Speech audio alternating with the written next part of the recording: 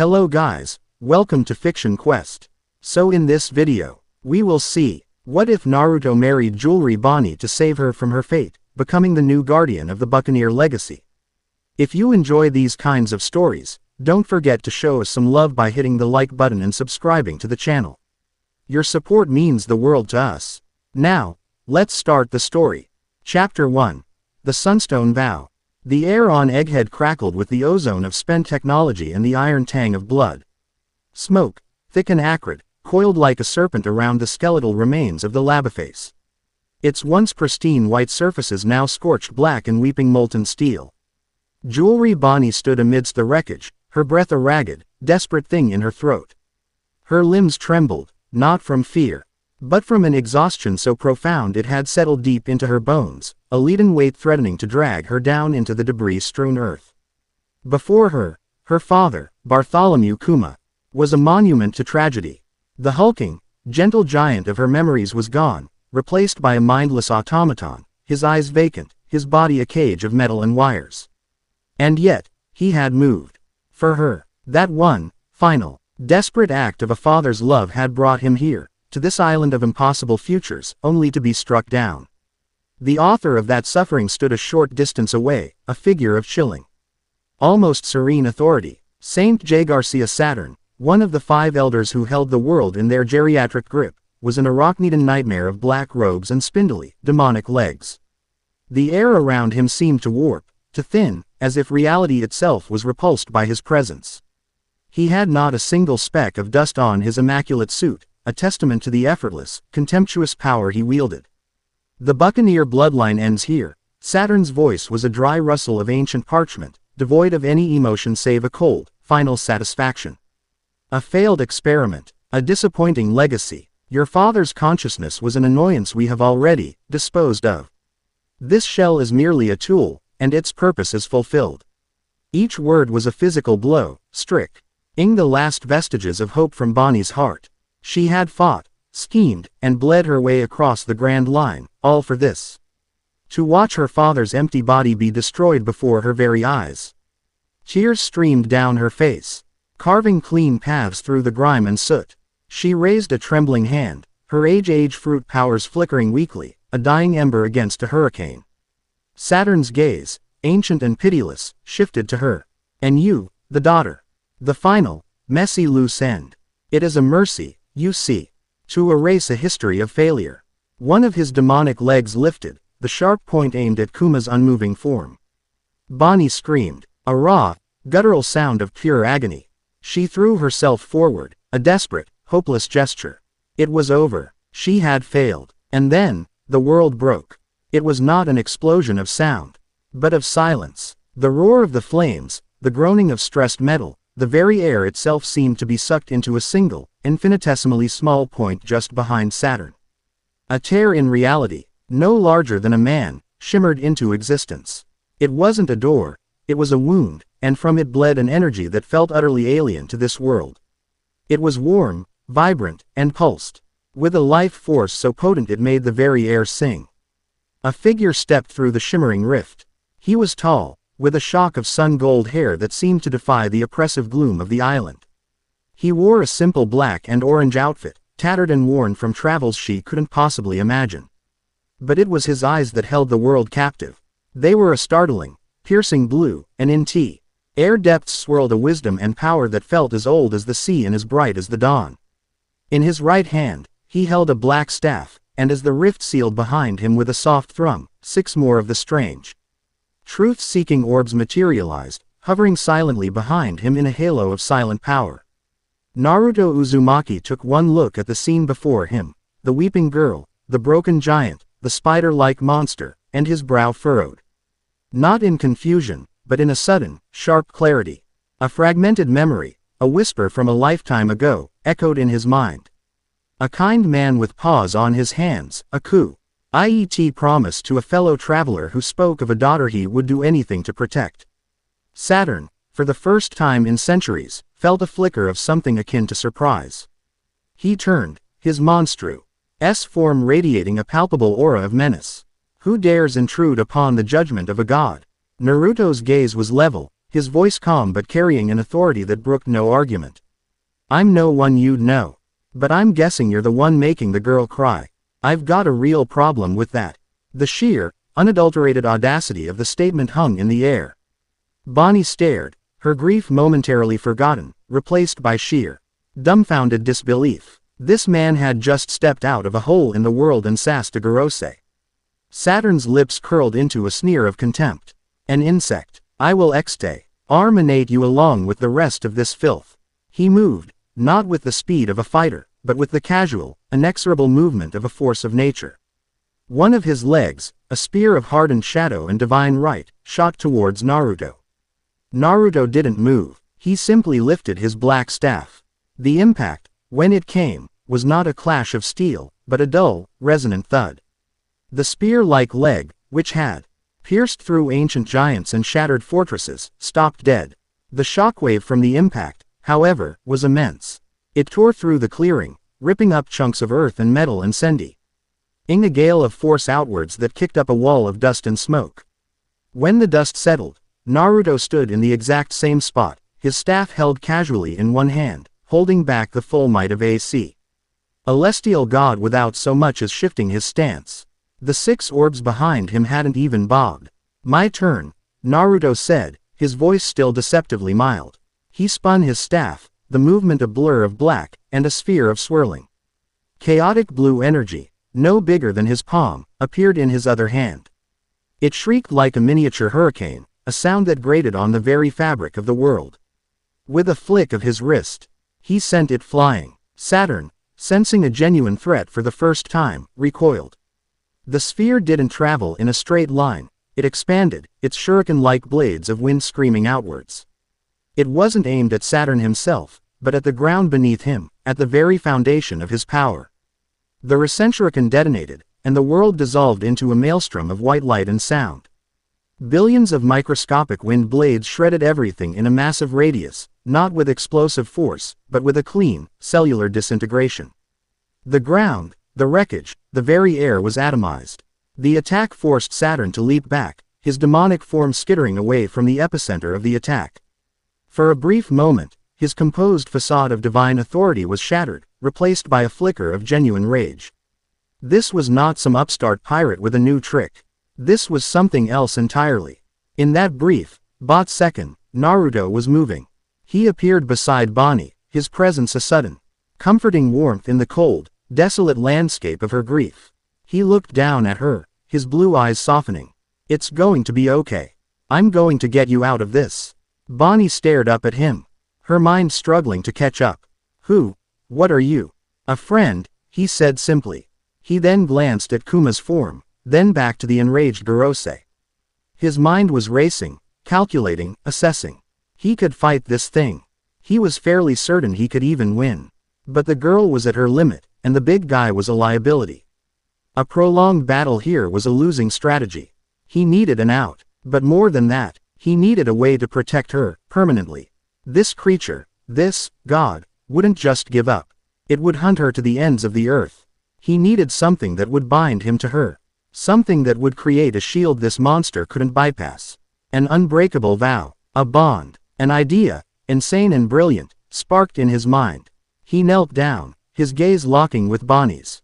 His voice was low, urgent, but incredibly steady. Listen to me, I don't have time to explain everything. But I made a promise to your father a long time ago. I can see his will, his love for you, still echoing around him. That thing over there wants to erase you both. I'm not going to let that happen. But to protect you, I need you to trust me. I need you to agree to a pact. An unbreakable one. Saturn was already recovering, his aura of malevolence growing, pressing down on them like a physical weight. There is no escape, vermin. Your power is an anomaly, but all anomalies can be corrected. What kind of pact? Bonnie asked, her voice trembling. She was looking at this stranger, this impossible man who had appeared from nowhere, and seeing not a liar, not a schemer, but a beacon of impossible, unwavering strength. It was the first glimmer of hope she'd had in what felt like a lifetime. Naruto took a deep breath. A marriage pact, he said, the words sounding absurd even to his own ears. In my homeland, Some vows create a connection that transcends power and authority. A bond of souls. If we are bound together, my power becomes your shield. He won't be able to touch you without going through me. And I mean all of me. It's the only way I can guarantee your safety, right now and for the future. Bonnie's eyes widened. Marriage. To this man. She had just met him. It was insane. It was ludicrous. It was the only choice she had. She looked from Naruto's earnest, powerful face to the approaching form of Saturn, a being of absolute despair. She had gambled everything on a father's love. What was one more impossible bet? Okay. She breathed, the word a puff of white in the cold air. I agree. Naruto's face broke into a small, confident smile. Good. He stood up, turning to face Saturn, who was now only a few dozen yards away, his patience clearly at an end. Hey, ugly. Before you try and finish whatever it is you were doing, you're going to be a witness. He held out his hand to Bonnie. She took it, her small, trembling hand enveloped in his warm, steady one. A golden, sun-like energy began to emanate from Naruto. It wasn't his usual chakra, but something deeper, warmer, the energy of a vow. Of a promise being forged. It swirled around them, a gentle, protective light. It met a similar, though much fainter, silver light emanating from Bonnie, the latent power of her Buccaneer heritage. Her deep, abiding love for her father, responding to his call. I, Naruto Uzumaki, take you, Jewelry Bonney, as my wife, he said, his voice ringing with a power that made the very ground beneath them hum. I vow to be your shield, to stand against any darkness that threatens you. I will guard your past, protect your present, and fight for your future. My strength is now your strength. My life is now bound to yours. As he spoke, the golden energy surged. It was not a violent power, but an undeniable one. It was the warmth of the sun, the strength of the earth, the unwavering certainty of the dawn. It washed over Bonnie, not just shielding her, but seeping into her, mending the frayed edges of her spirit, pushing back the crushing weight of her despair. The light coalesced, forming a brilliant, sun-like shield of pure energy that erupted outwards. Saturn, who had been moving forward with an air of finality, was blasted back. The shield, this manifestation of a sacred vow, was anathema to him. It wasn't just physical force, it was conceptual. His authority, his power, was based on control, on hierarchy, on the subjugation of others. This power was based on a bond, on a willing partnership. It was a force his own tyrannical nature simply could not comprehend, and therefore, could not overcome. He was thrown back, not by the force of a punch or an explosion, but by the sheer, indomitable fact of their bond. He landed heavily, his demonic form skidding across the ravaged landscape. For the first time, his face was a mask of utter shock and incandescent fury. What was this power? What was this man? Naruto didn't give him time to recover. The shield of light pulsed, holding Saturn at bay. With his free hand, Naruto gently scooped up Kuma's massive, unresisting form, hoisting him over his shoulder with an ease that defied the cyborg's immense weight. Time to go, he said to Bonnie, his voice calm in the eye of the storm their vow had created. He wrapped his arm around her waist, pulling her close. Hold on tight. Without another word, he leapt. It wasn't just a jump. It was a gravity-defying launch, propelling them up, over the wreckage, and towards the churning gray sea. Behind them, the sun shield shattered, its purpose fulfilled, leaving behind a furious Gorosei and a mystery that would shake the foundations of the world government. They landed on the deck of a small, commandeered marine vessel bobbing in the turbulent waters. The engine was already running, a low thrum of promise. As Naruto gently laid Kuma down on the deck, Bonnie stumbled to the railing. Her legs finally giving out from under her. She looked back at the smoldering island, at the place where her hope had died and been inexplicably reborn.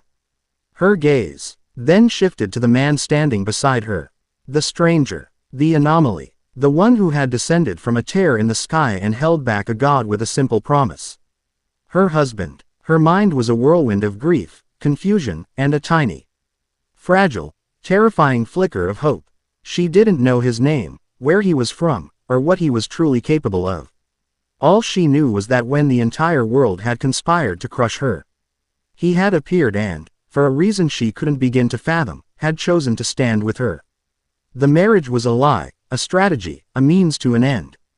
But the feeling of his hand in hers, the warmth of the light that had shielded her, that had felt more real than anything she had known in a very long time.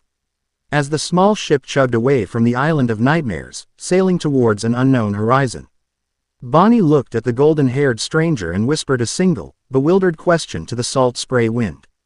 Who in the hell are you? Chapter 1 End. Chapter 2. Echoes on a Stolen Sea. The slap of the waves against the hull was a frantic, irregular heartbeat. Salt spray, cold and sharp, misted over the deck, tasting of freedom and fear. They were a tiny, stolen speck of white and blue on an endless, churning gray sea, the scorched nightmare of Egghead, a rapidly fading smudge on the horizon.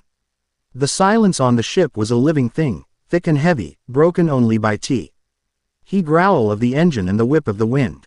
Jewelry Bonney was huddled near the bow, her arms wrapped around herself, not just against the cold, but as if trying to hold the shattered pieces of her world together. The adrenaline that had carried her through the escape was gone, leaving behind a hollow, cavernous exhaustion. Grief, sharp and relentless, was beginning to seep back in, a tide of cold despair. Every time she closed her eyes, she saw her father's vacant face, the pointed leg of that monster, Saturn, descending like the hand of a merciless god. Then she would open them, and she would see him. He stood at the helm, one hand resting lightly on the wheel, guiding the small marine vessel with an unnerving, placid confidence. His sun-gold hair was whipped by the wind, and the sea's black orbs hovered behind him like silent, obedient moons. He moved with an economy of motion, a quiet competence that was a stark contrast to the chaotic, world-breaking power she had witnessed. He hadn't said a word since they'd landed on the deck. He had simply acted, his presence a silent, unwavering anchor in the storm of her reality. Finally, the question swirling in her mind, a chaotic vortex of disbelief and desperation, could be held back no longer. She pushed herself to her feet, her legs still unsteady, and walked towards him. The deck swayed beneath her, a motion she had known her entire life, but it felt alien now. As if the very sea had become unstable. You never answered me, she said, her voice raw, yet sharp with the edge of a pirate captain who was used to demanding answers, not pleading for them. Who in the hell are you? Naruto's eyes, a blue so intense it seemed to hold a piece of the sky, flicked from the horizon to meet hers. There was no deceit in them, no hidden agenda she could discern. There was only a calm, disarming directness. My name is Naruto Uzumaki. That's a name. It's not an answer, she shot back, crossing her arms. People don't just tear holes in the sky. They don't hold back a Gorosei with a stick.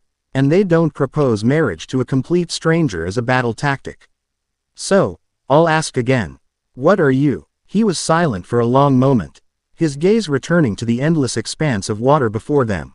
He seemed to be choosing his words with care, not as if he were crafting a lie, but as if he were trying to translate a concept she couldn't possibly understand into a language she could. I'm a traveler, he said at last. From a place that's not on any of your maps. A long way from here. As for the rest, the power is mine. The vow we made, the marriage, it's a real thing, where I'm from. It's not about a piece of paper or ceremony. It's a technique, a promise given form. It connects us. My vow to protect you became a literal shield because I put my will, my energy, behind it. As long as I live, that vow holds. He can't touch you directly. It's like trying to punch a promise. Bonnie stared at him, trying to process the sheer absurdity of it. A technique. He made it sound so simple, so matter of fact, as if he were explaining how to tie a knot. So it's just a trick. A lie. No, he said, his voice firm, turning to face her fully. The ship held its course as if guided by an unseen hand. The vow is real. The intent behind it is real. I promised to protect you. That part is not a trick. The marriage is us the framework that let me do it in a way that creature couldn't bypass. He paused, his expression softening slightly. I met your father, once, a very long time ago, on an island in the South Blue. He was quiet, carried a Bible, and spoke about his daughter with a love so strong it was like a physical presence. He was in trouble, and I helped him out of a jam. In return, he told me of his dream, for you to be safe and free. I told him if he ever needed me, I'd be there. I guess. He finally called in the favor. Bonnie's tough exterior cracked. A memory, hazy and distant, of her father returning from a trip, a small, strange, leaf-shaped charm in his hand. He had told her it was a gift from a new friend, a good luck charm from a man with a spirit as bright as the sun. She had lost it years ago. He never mentioned you. She whispered, the words catching in her throat. It was a brief meeting.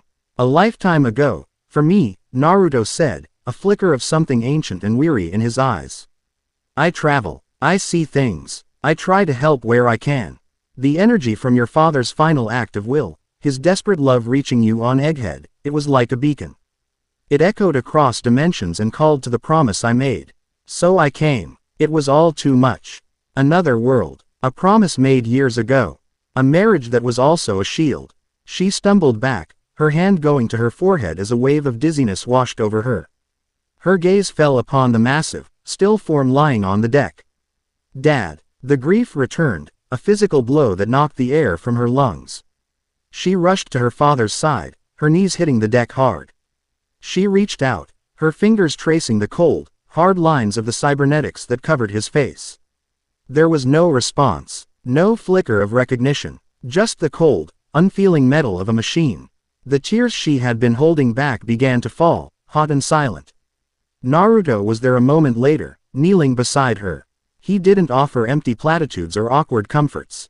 He simply placed a hand on Kuma's chest. A soft, warm, orange light emanated from his palm, sinking into the cyborg's body. What are you doing? Bonnie asked, her voice thick with unshed tears. Listening, Naruto replied. He closed his eyes, his brow furrowed in concentration. His body is a machine. The modifications are absolute, but I can feel something else. An echo. Like a footbeat, rint left in the sand after the tide has gone out. His consciousness, his soul as you know it, it's gone. Saturn wasn't lying about that. But his will, the pure, focused intent that drove him to Egg. Add for you, a fragment of it is still here. Embedded deep within the programming, like a ghost in the machine. Bonnie looked up, her tear-filled eyes wide with a desperate, painful hope. Can you bring him back? Naruto opened his eyes, and the look he gave her was honest, and for that, it was cruel. I don't know, he said softly. What I do is not resurrection. But this echo, it's a seed. It's weak, and the machine is strong. But it's there. It's a part of him that refused to be erased. It's the Buccaneer legacy Saturn wanted to extinguish. It's not a man anymore, Bonnie. Not yet, but it is a testament. A father's love, made manifest. His words didn't heal her, but they changed the shape of her grief. It was no longer just a memorial to a loss. It was now a vigil for a possibility. That tiny, impossible ember of hope he had given her on the island began to glow a little brighter. She wasn't just running from a monster anymore. She was running towards something. A chance, however slim, to reclaim what had been stolen. Suddenly, a loud, piercing alarm blared from the ship's communication snail. It was a high priority, all-channel marine alert. Bonnie scrambled over to the console, her pirate instincts taking over. She fiddled with the dials, her movements sure and practiced. A voice, crisp and authoritative, crackled to life. Last seen heading northeast from Egghead. All fleets in the sector are to converge. The targets are Jewelry Bonney, the escaped pacifista unit, and an unidentified male, codename Kitsune, with anomalous energy readings. He is to be considered an extreme threat. Orders from the 5 elders are absolute. Capture or eliminate. No survivors. Bonnie's blood ran cold. Kitsune. A codename. They were already being hunted. They're fast, she said, her voice tight. She looked at the radar display. A cluster of red dots was closing in on their position from the south. A pincer movement. At least 5 ships, probably more. They'll be on us within the hour.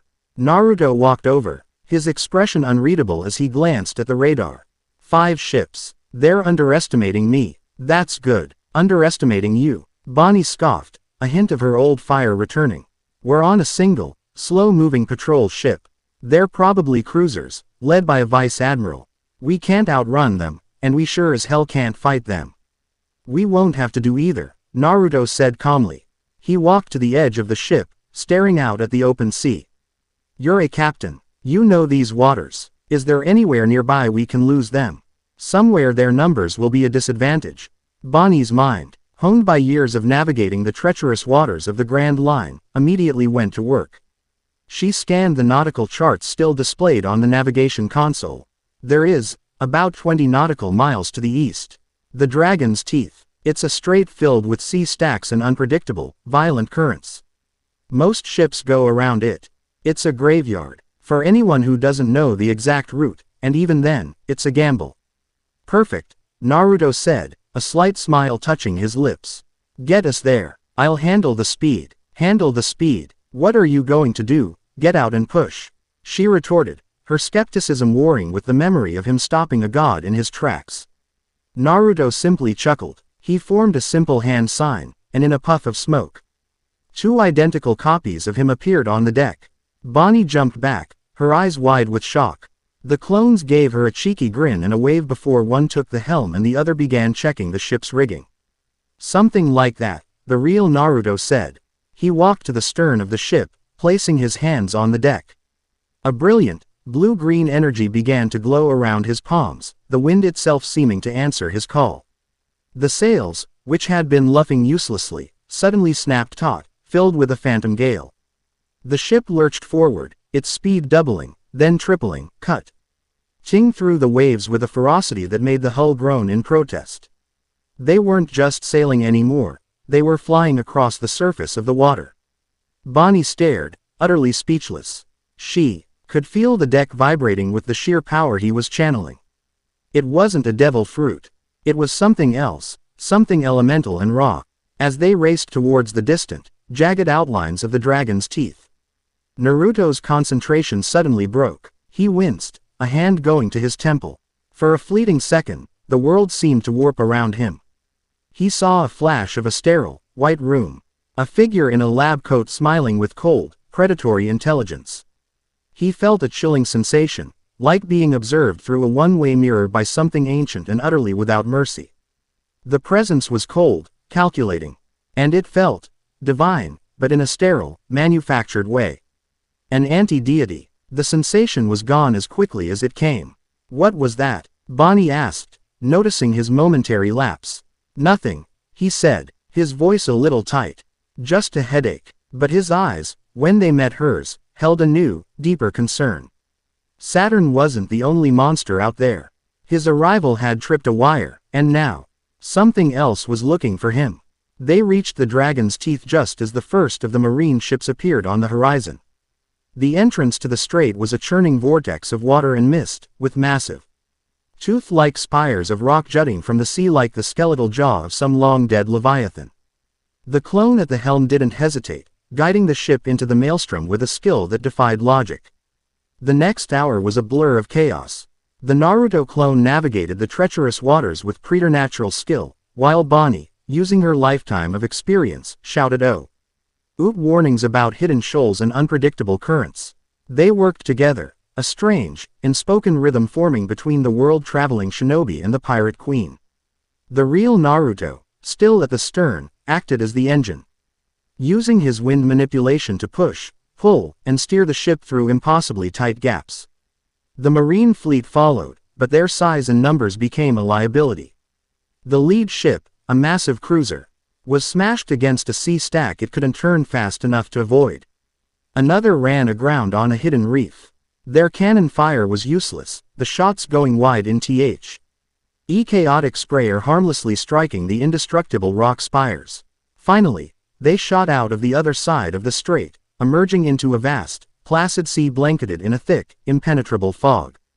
Behind them, the sounds of pursuit faded, replaced by the crunch of splintering wood and the distant clang of alarm bells.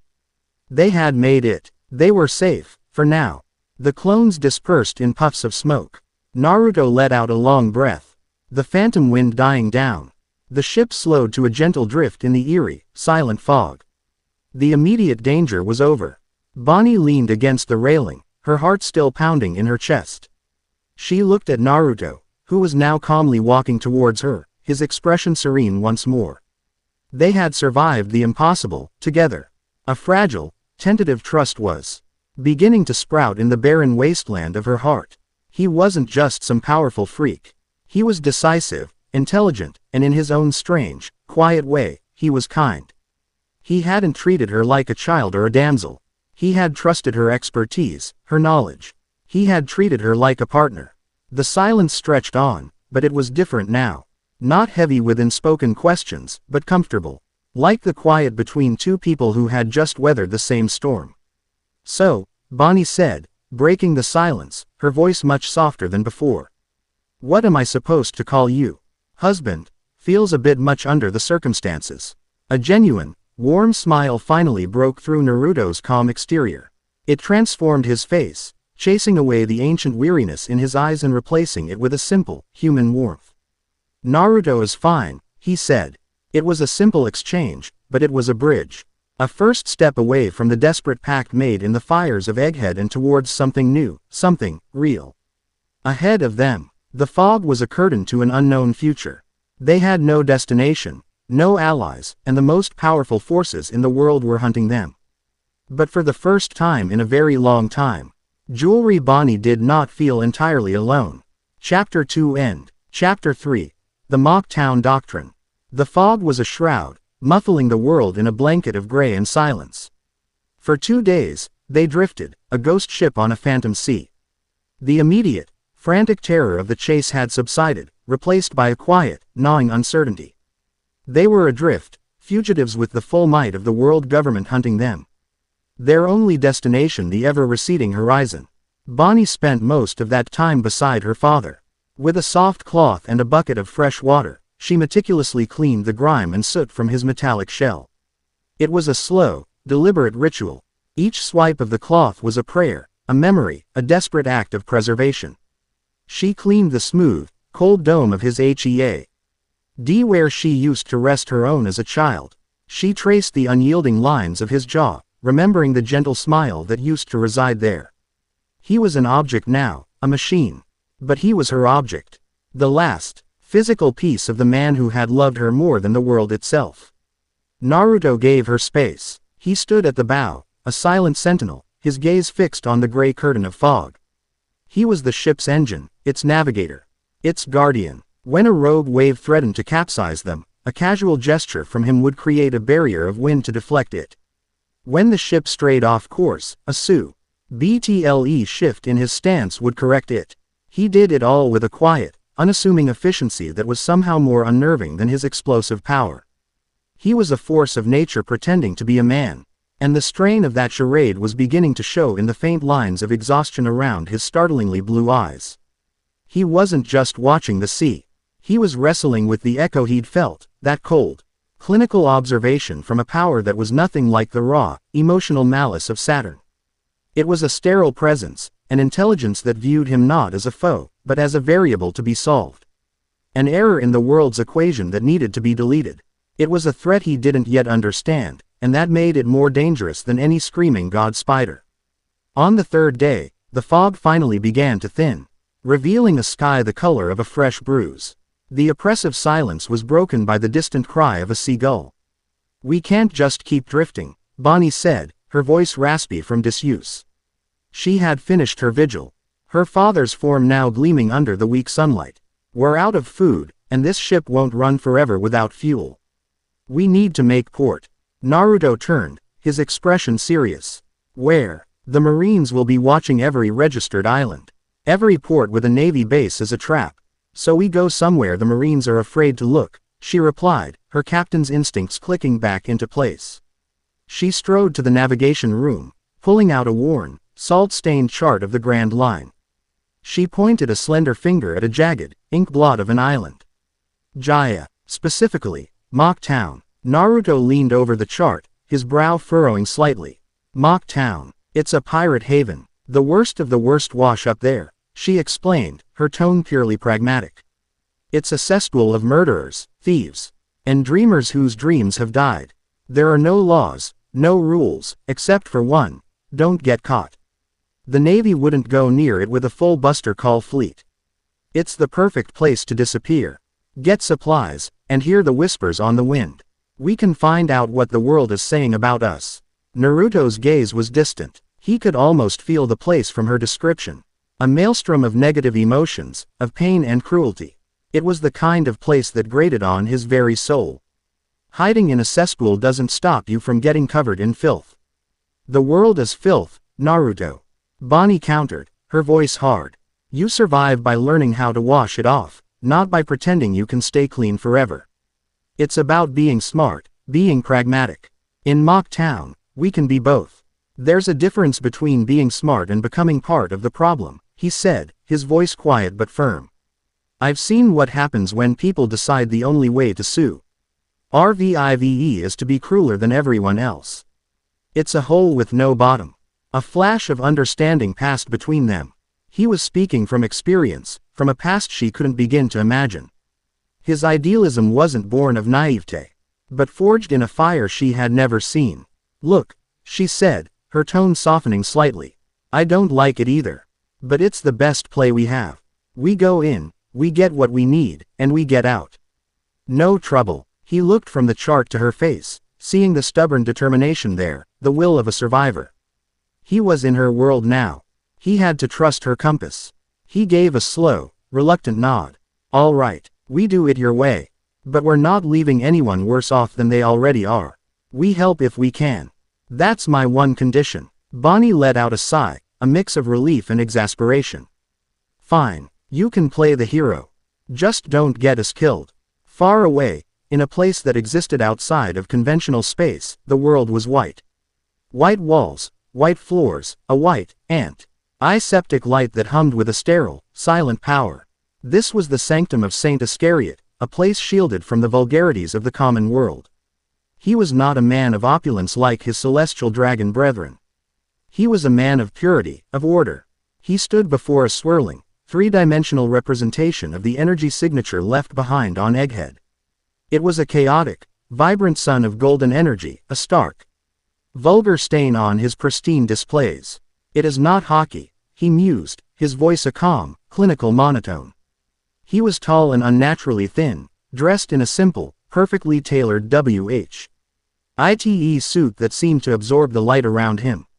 His face was sharp, ascetic, with pale gray eyes that saw the world not as a place of people and things, but of systems and variables. Nor is it the essence of a devil fruit. It is an anomaly, an invasive species, a power that does not belong in this world's carefully curated garden. He was a god knight, one of the secret enforcers of the celestial dragon's divine will. But his purpose was more specific. Where the others were the sword, he was the scalpel. His purview was the conceptual, the metaphysical. His God-given duty was to seek out and excise anything that threatened the fundamental order of the world as decreed by their true king, Amu. The vow, a fascinating, if primitive, application, Iscariot continued, a flicker of academic interest in his cold eyes. He gestured, and the display shifted, showing a live feed of reports from across the globe. It has shielded the Buccaneer girl from Saint Saturn's authority. An unacceptable disruption. An attendant in a similar white uniform approached, bowing low. Lord Iscariot, we have triangulated a potential vector. The subject and the girl have evaded the pursuit fleet in the Dragon's Teeth Strait. Of course they did, Iscariot said without turning. Crude force is a clumsy tool for a delicate problem. They feel safe. They feel hidden. They will grow bold. He raised a hand, and on the screen, a new directive was issued, transmitted across a secure channel to a hidden fleet of purpose-built hunter-killer ships. Activate the Zealot Squadron. Inform them of the target's codename, Kitsune. Their mission is not capture. It is sterilization. I want the anomaly and its source code erased from this world. He turned away from the display, his gaze falling upon a single, perfect white lily resting in a vase of crystal-clear water. All chaos, in the end, bends to order. Mock Town was a symphony of despair. The moment they docked the stolen ship in a secluded cove, the feeling washed over Naruto like a physical wave. The air itself was thick with the stench of cheap ale, unwashed bodies, and the metallic tang of old blood. The buildings were a haphazard collection of warped timbers and crumbling facades, leaning against each other for support like drunken old men. Laughter, when it could be heard, was harsh and cruel. The silence between the sounds was worse, filled with a predatory watchfulness. Right, Bonney said, taking charge. First rule of Mock Town. Look like you belong.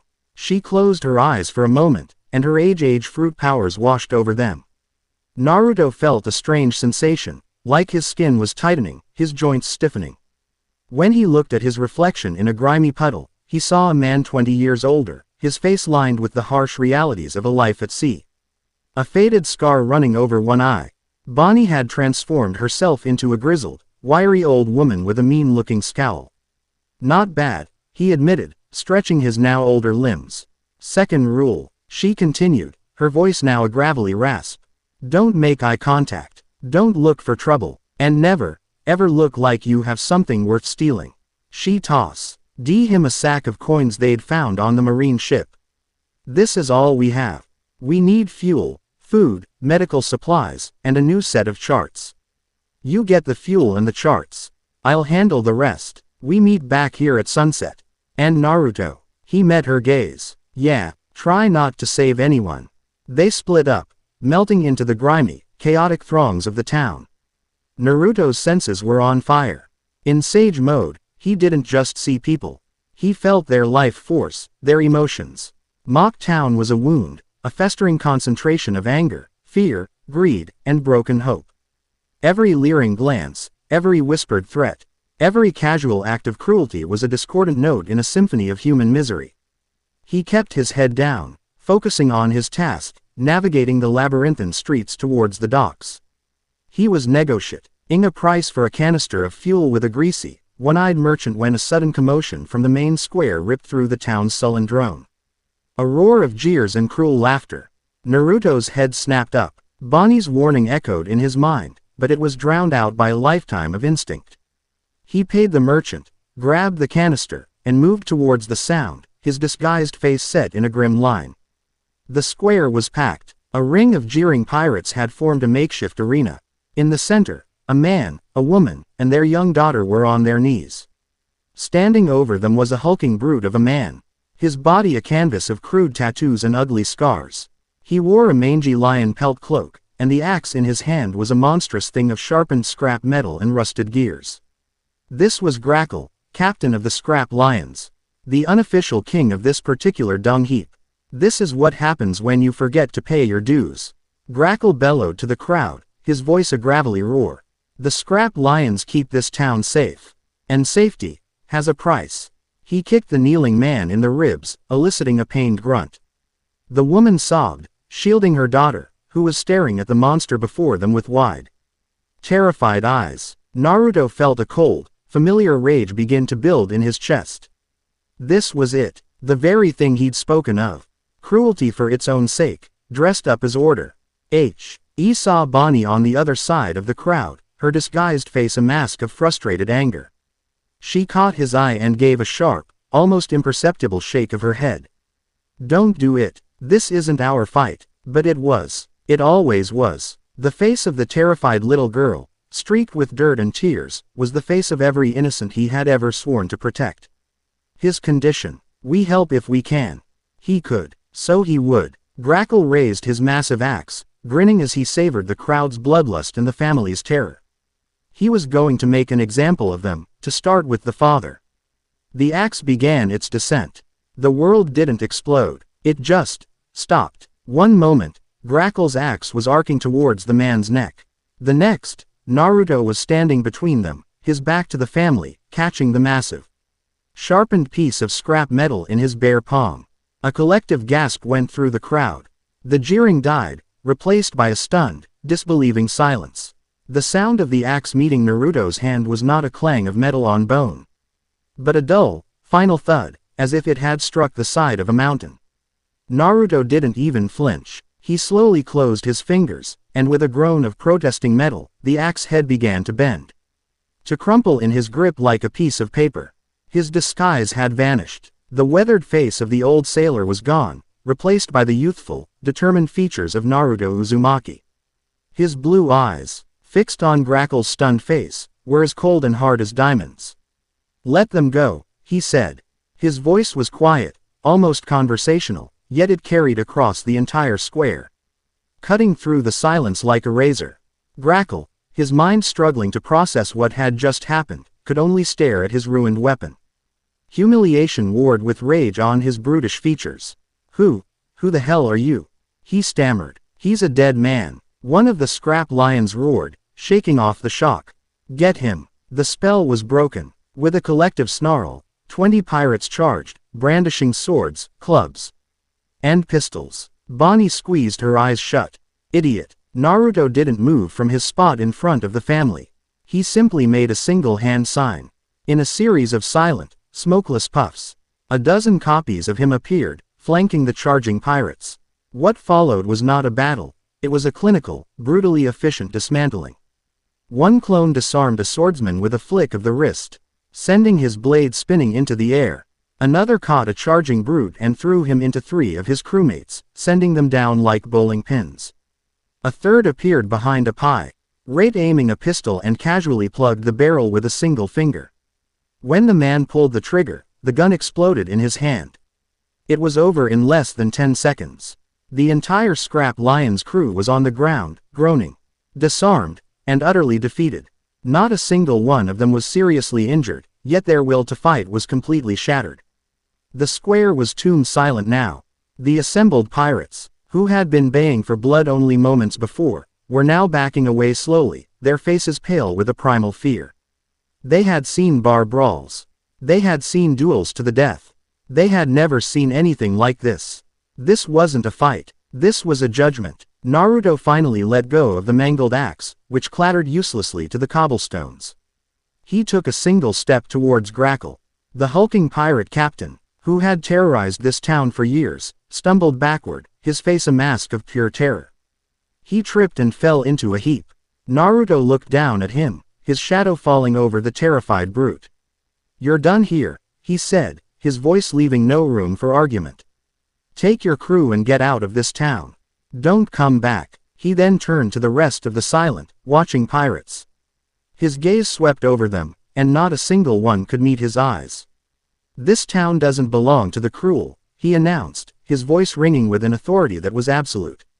"It belongs to everyone. From now on, things are going to be different around here." He walked back to the stunned family, kneeling before the little girl. The rage was gone from his eyes, replaced by that disarming, gentle warmth. He reached out and gently wiped a smudge of dirt from her cheek. "It's okay now," he said softly. "You're safe." Bonnie pushed her way through the parting crowd, her heart hammering in her chest. She stood beside him, her disguise also gone, looking at the scene he had created. He had shattered the brutal equilibrium of Mock Town in less than a minute. He hadn't just started a fight. He had declared himself king. "You absolute, unbelievable moron," she breathed, her voice a mixture of fury, awe, and a terror that was not for herself, but for him. "You just painted a target on our backs the size of the red line." Naruto stood up, looking at the family he had saved, now clinging to each other and looking at him with expressions of pure, unadulterated reverence. He then turned to her, a small, unrepentant smile on his face. "Some targets," he said, his blue eyes unwavering, "are worth painting. And in his sterile white sanctuary miles across the sea, Saint is." Carriot watched a new report flicker onto his screen. A massive, anomalous energy signature, a golden sun of impossible power, had just detonated in the lawless cesspool of Mock Town. A thin, satisfied smile touched his lips. The rat had taken the bait. The hunt had begun. Chapter 3 End. Chapter 4. Zealots of a Sterile God. The silence that fell over Mock Town's square was heavier than the humid, salt-thick air. It was a vacuum, born from shock and fear, where the brutal physics of their world had just been casually, contemptuously rewritten. Grackle's Scrap Lions, the undisputed predators of this particular jungle, were a groaning, twitching heap of broken pride on the cobblestones. The king was dead, and the thing that had killed him was now wiping a smudge of dirt from a little girl's cheek. Bonnie felt a cold dread snake its way up her spine. It was a feeling she knew well, the pirate's instinct that screamed of a coming storm, a squall so vast and violent it would tear their world apart. She strode through the parting sea of gawking pirates, her heels clicking an angry, staccato rhythm on the stones. "Are you insane?" she hissed, her voice a low, furious tremor. She grabbed Naruto's arm, her grip surprisingly strong, trying to pull him away from the family that was now looking at him as if he were the sun-given human form. Do you have any idea what you've just done? I kept my promise, Naruto said simply. His gaze still on the little girl, who had stopped crying and was now staring at him with wide, curious eyes. He stood, turning to face Bonney, and for the first time, she saw the sheer, unadulterated stubbornness in his eyes. It wasn't arrogance. It was something far more dangerous, conviction. Your promise, she scoffed, throwing her hands up in exasperation. You didn't just win a bar fight. You idiot. You decapitated the food chain. Grackle wasn't just some thug. He was the system. He kept this cesspool from boiling over. He paid tribute to bigger, nastier people to keep them away. You haven't liberated this town. You've just made it the prize in a new tournament, and you've pinned a bullseye on us that's visible from the damn moon. The rescued father, a thin, reedy man with the haunted eyes of someone who had long forgotten what hope felt like, finally found his voice. He scrambled to his feet, pulling his wife and daughter with him, and bowed low before Naruto. Thank you, he whispered, his voice cracking with an emotion so raw it was painful to hear. No one has ever stood up to him. We have nothing, but, my life is yours. Several other townsfolk, emboldened by the pirates' terror, began to creep forward from the alleys and doorways where they had been hiding. An old woman with a fruit stand pushed a gnarled hand forward, offering a piece of fruit. A blacksmith, his face covered in soot, gave a slow, deliberate nod of respect. They weren't cheering. It wasn't a celebration. It was a quieter, more profound acknowledgement. They were witnessing a miracle, and they were terrified of what would happen when it left. Naruto looked from their faces to Bonnie's. See, it's better already. Better. Bonnie's laugh was a sharp, bitter thing.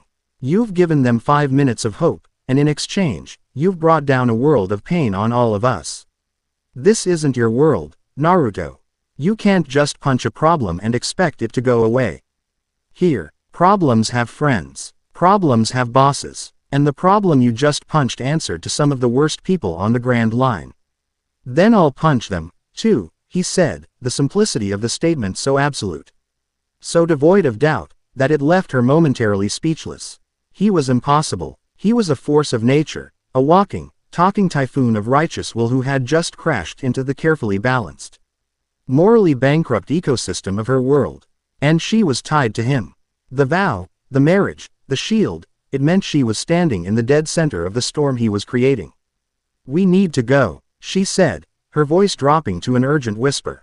Now, before they process what happened and decide they want to try their luck against the new king. Naruto glanced around at the watching pirates. Their fear was slowly being replaced by a different emotion, calculation.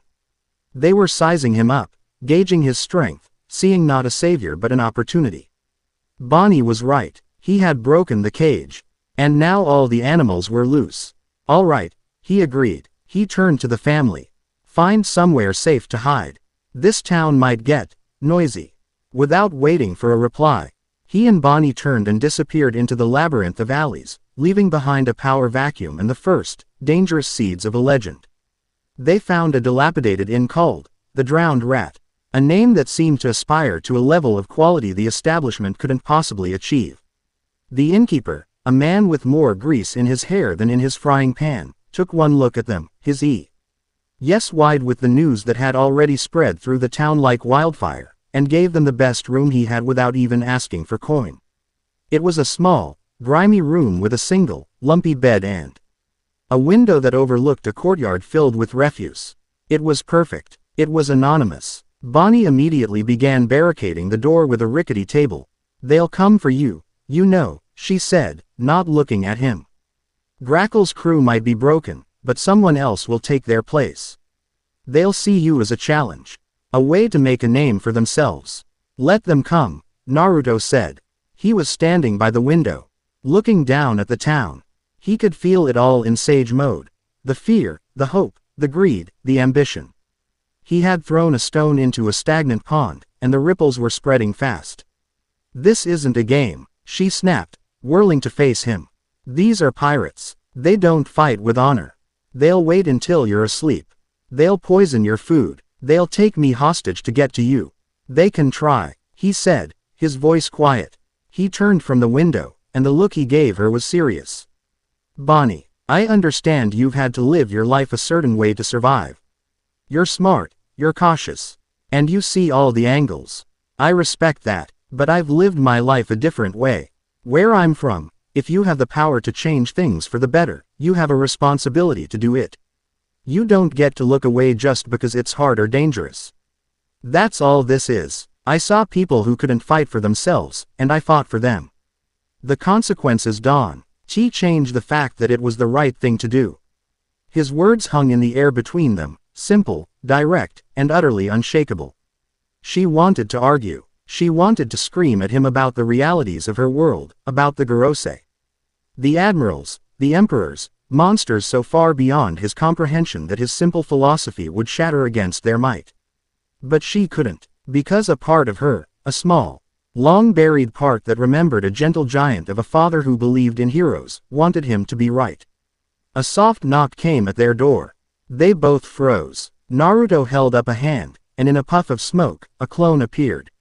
Pressing its ear against the thin wood. It's the family from the square, the clone whispered. And others. They've brought things. Naruto nodded, and the clone opened the door. The reedy man stood there, his wife and daughter hiding behind him.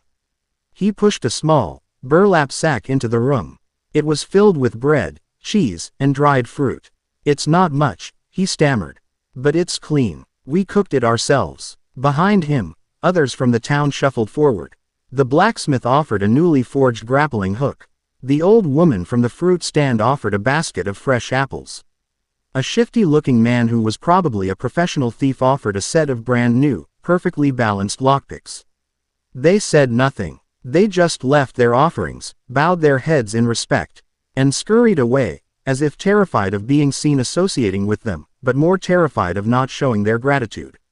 Naruto and Bonney stood in the doorway, looking at the small pile of gifts. See, Naruto said softly, you can't tell me this is a bad thing. Bonney looked at the food, the tools, the simple offerings of a terrified but grateful populace. She let out a long, slow breath, her anger finally draining away, replaced by a weary resignation. No, she admitted, her voice barely a whisper. It's not a bad thing. It's just going to get us killed. He turned her attention to the most pressing matter. We need a better place for my father. We can't just leave him on that ship. They found what they needed in the inn's cellar. It was a small, stone-walled room used for storing casks of ale, blessedly cool and, most importantly, secure. Working together under the dim light of a single lantern, they carried Kuma's immense, silent form down the reeking stairs and laid him gently on a bed of old tarps. The sight of him, inert and empty, brought a fresh wave of grief to Bonney. She sat on an overturned crate, her head in her hands. The fight, the chase, the constant vigilance, it had all been a wall to hold back the pain. Here, in the quiet dark with the physical proof of her failure, the wall was crumbling. Naruto didn't sit with her. Instead, he knelt beside Kuma. He closed his eyes, his hands hovering over the cyborg's chest. The faint, warm glow of his sage energy emanated from his palms, a gentle, probing light.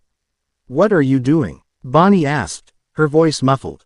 Listening, he replied, his voice a low hum. Like I did on the ship. But this time, I'm trying to talk back. He focused his senses, pushing past the cold, dead machinery. Past the wires and the circuits. He searched for that tiny, resilient spark he had felt before, the echo of a father's will. He found it, a faint, flickering ember in a vast, dark machine. It was weak, almost non-existent, a mere memory of a fire that had long since burned out. He didn't try to reignite it. He didn't try to force it. He simply reached out. He sent a pulse of his own energy, not chakra, but something more fundamental. He sent a feeling of safety, of protection, of a promise being kept. He projected the image of Bonney, safe and alive, her face fierce and determined. She's okay, he thought, directing the feeling at the spark. I'm protecting her. Your wish was heard. For a long moment, there was nothing. Just the cold, dead hum of the machine. He was about to pull back, convinced it was useless, when he felt it. A flicker, a response. It wasn't a word, it wasn't a thought, it was a feeling, a single, pure, conceptual echo that resonated back through the connection he had forged.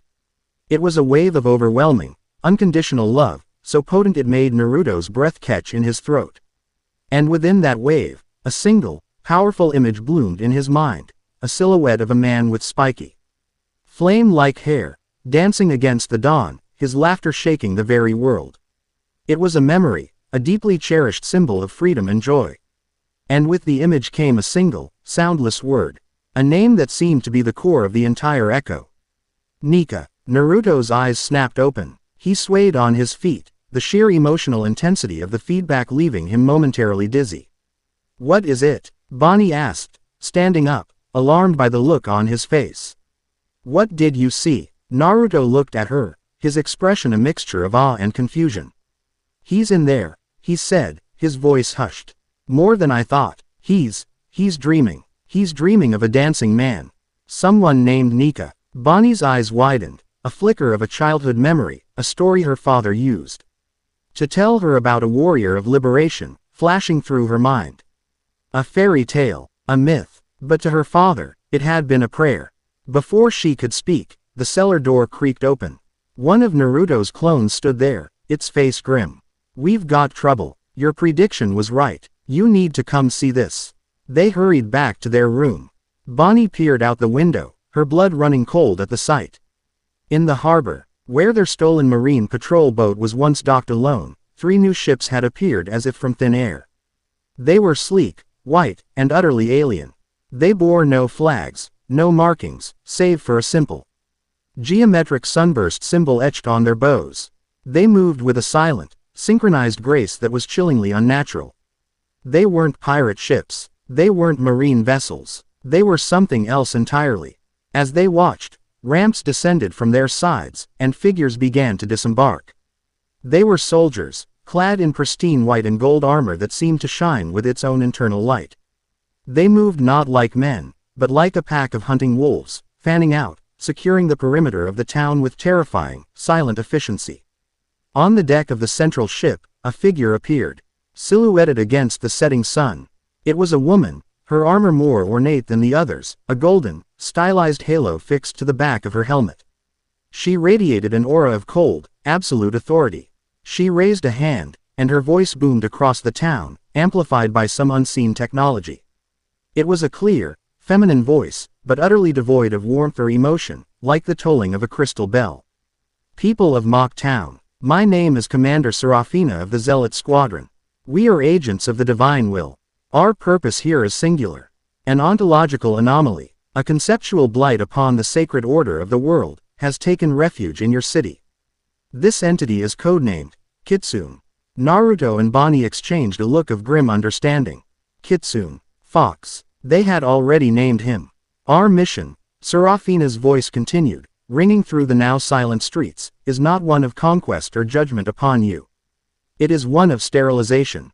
We are here to excise a cancer. Surrender the anomaly to us, and we will depart. Resist, or harbor the anomaly, and we will purge this entire island of all life to ensure its containment. You have 5 minutes to comply." The threat was absolute, delivered with the casual certainty of a surgeon discussing the removal of a tumor. The pirates and townsfolk, who had been watching from the shadows, began to panic. This wasn't a crew of bullies they could fight or flee from. This was something else. This was divine wrath. "Zealot Squadron. I've never heard of them," Bonney whispered, her face pale. "They're not Marines. They must be a secret unit. God Knights. They're here for me," Naruto said, his eyes fixed on the commander. He could feel her energy. It was cold, sharp, and sterile. It felt wrong. As the same clinical presence he had sensed before, the anti-deity.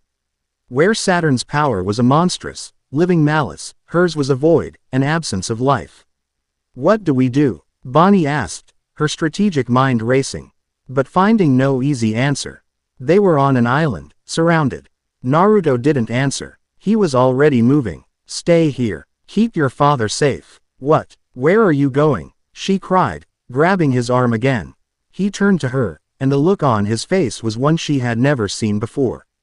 It was not anger. It was not determination. It was the calm, focused clarity of a man who saw his path and would not deviate from it for any reason.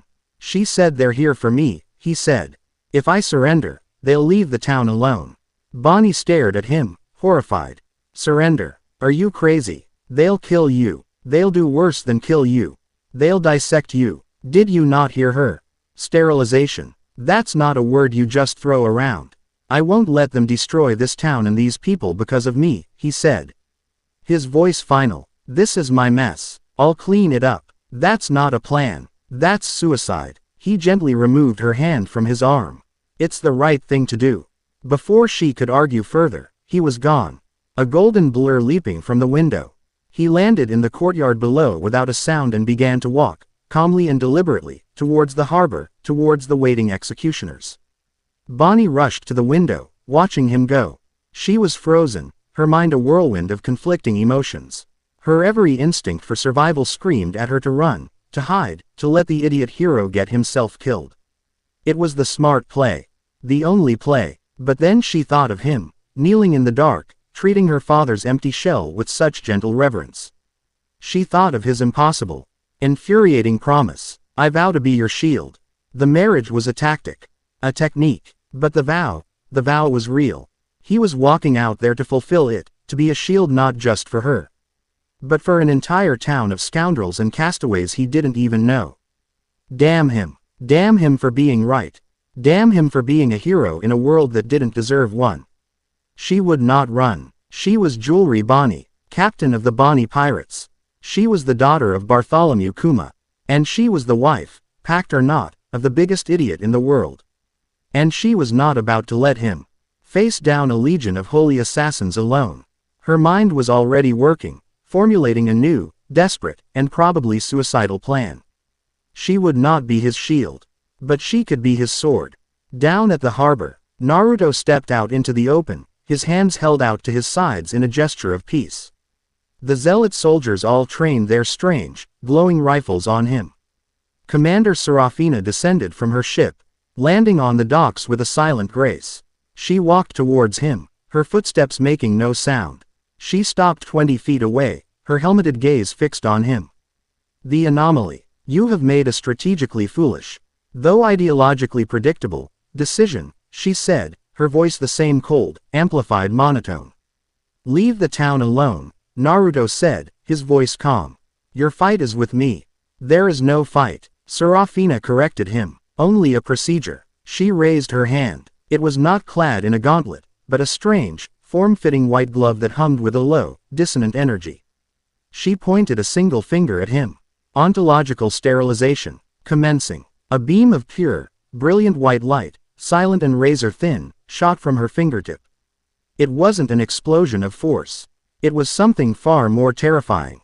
It was a ray of pure unmaking. As it traveled through the air, the very dust motes in its path seemed to cease to exist, not burned, not pushed aside, but simply erased from reality. Naruto's eyes widened. He had never felt anything like it. His instincts screamed. He brought one of his truth-seeking orbs forward, a shield of the densest, most powerful energy he could command. The beam of unmaking struck the orb. There was no impact, no explosion. The black sphere, a substance that could nullify any ninjutsu, that was harder than any steel, began to fizzle. It didn't break or shatter. It began to dissolve, its fundamental reality being stripped away, layer by layer, like an onion being peeled by a divine scalpel. Naruto felt the feedback, a jarring, conceptual shock that ran up his arm. This wasn't an attack on his body or his energy. It was an attack on his very existence. For the first time since arriving in this world, Naruto Uzumaki felt a genuine, chilling touch of fear. He was facing an enemy that wasn't designed to defeat him, but to delete him.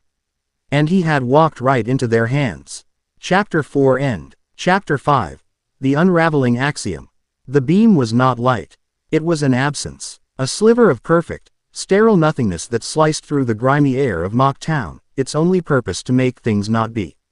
The truth-seeking orb, Naruto's ultimate defense, a manifestation of all elemental and yin-yang energies, did not shatter. It unraveled. Its fundamental principles were being systematically dismantled, its existence negated by a superior, horrifying logic. For a frozen second, Naruto was paralyzed by the sheer alien nature of the attack. It was like watching a mathematical equation solve itself by erasing one of its own numbers. This wasn't power as he understood it.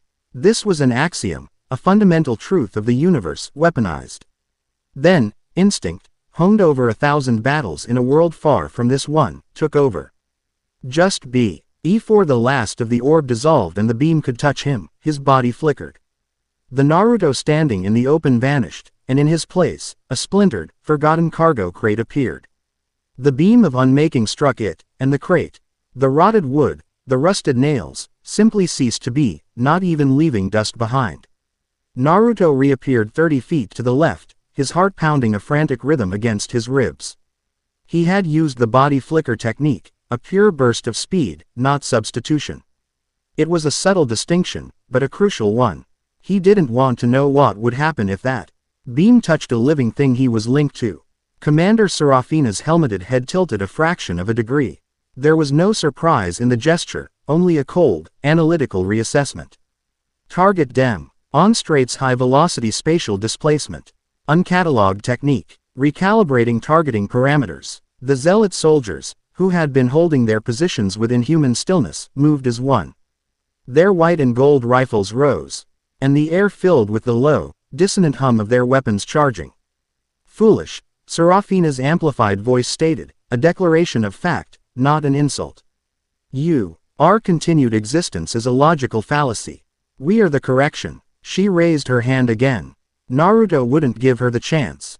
He formed a hand sign, and the docks erupted in a flurry of smoke.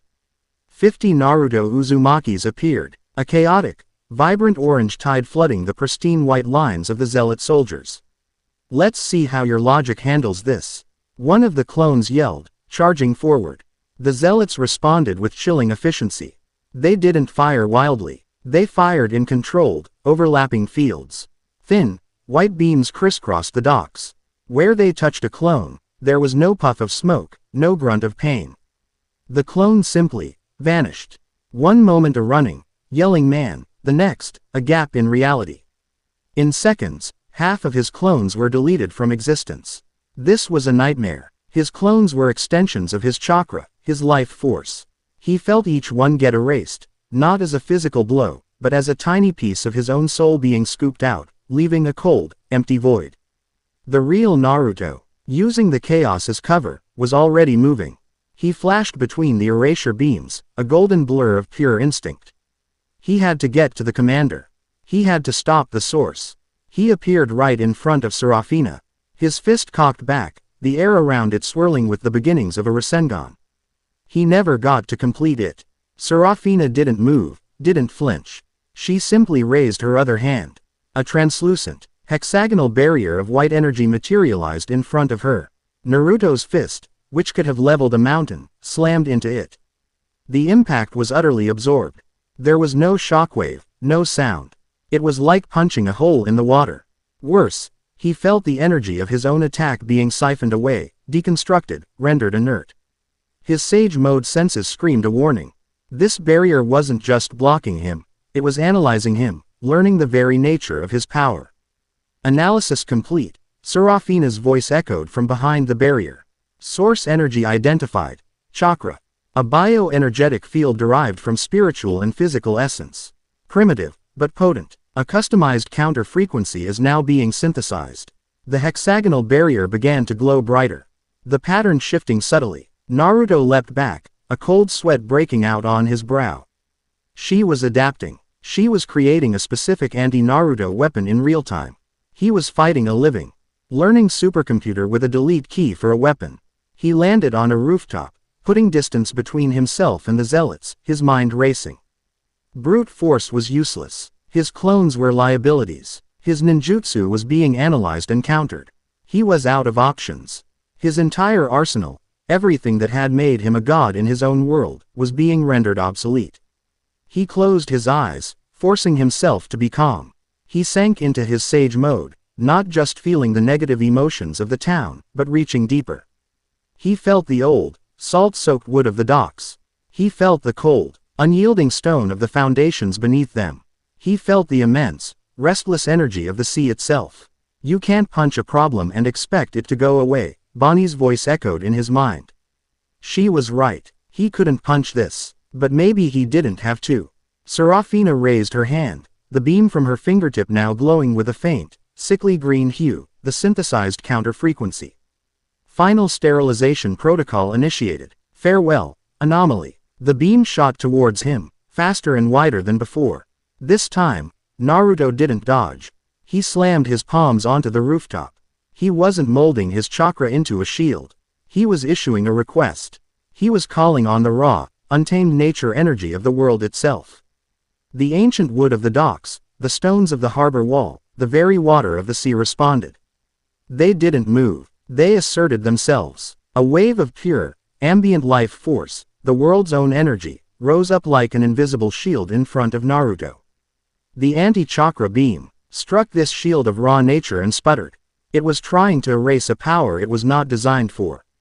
It was a scalpel designed to remove a tumor, and it had just been slammed against the patient's entire skeletal structure. The beam bored into the natural energy, negating it, but the world had more to spare. The sea, the stone, the sky, they were a near-infinite wellspring.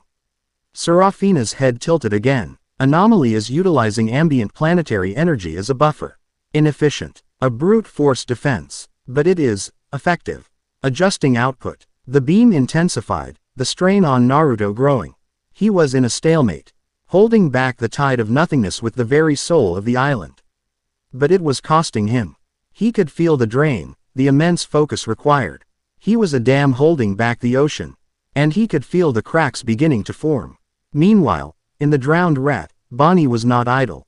She watched Naruto's impossible, suicidal stand from the window, her knuckles white where she gripped the frame. The pragmatic pirate in her was screaming to grab her father and run.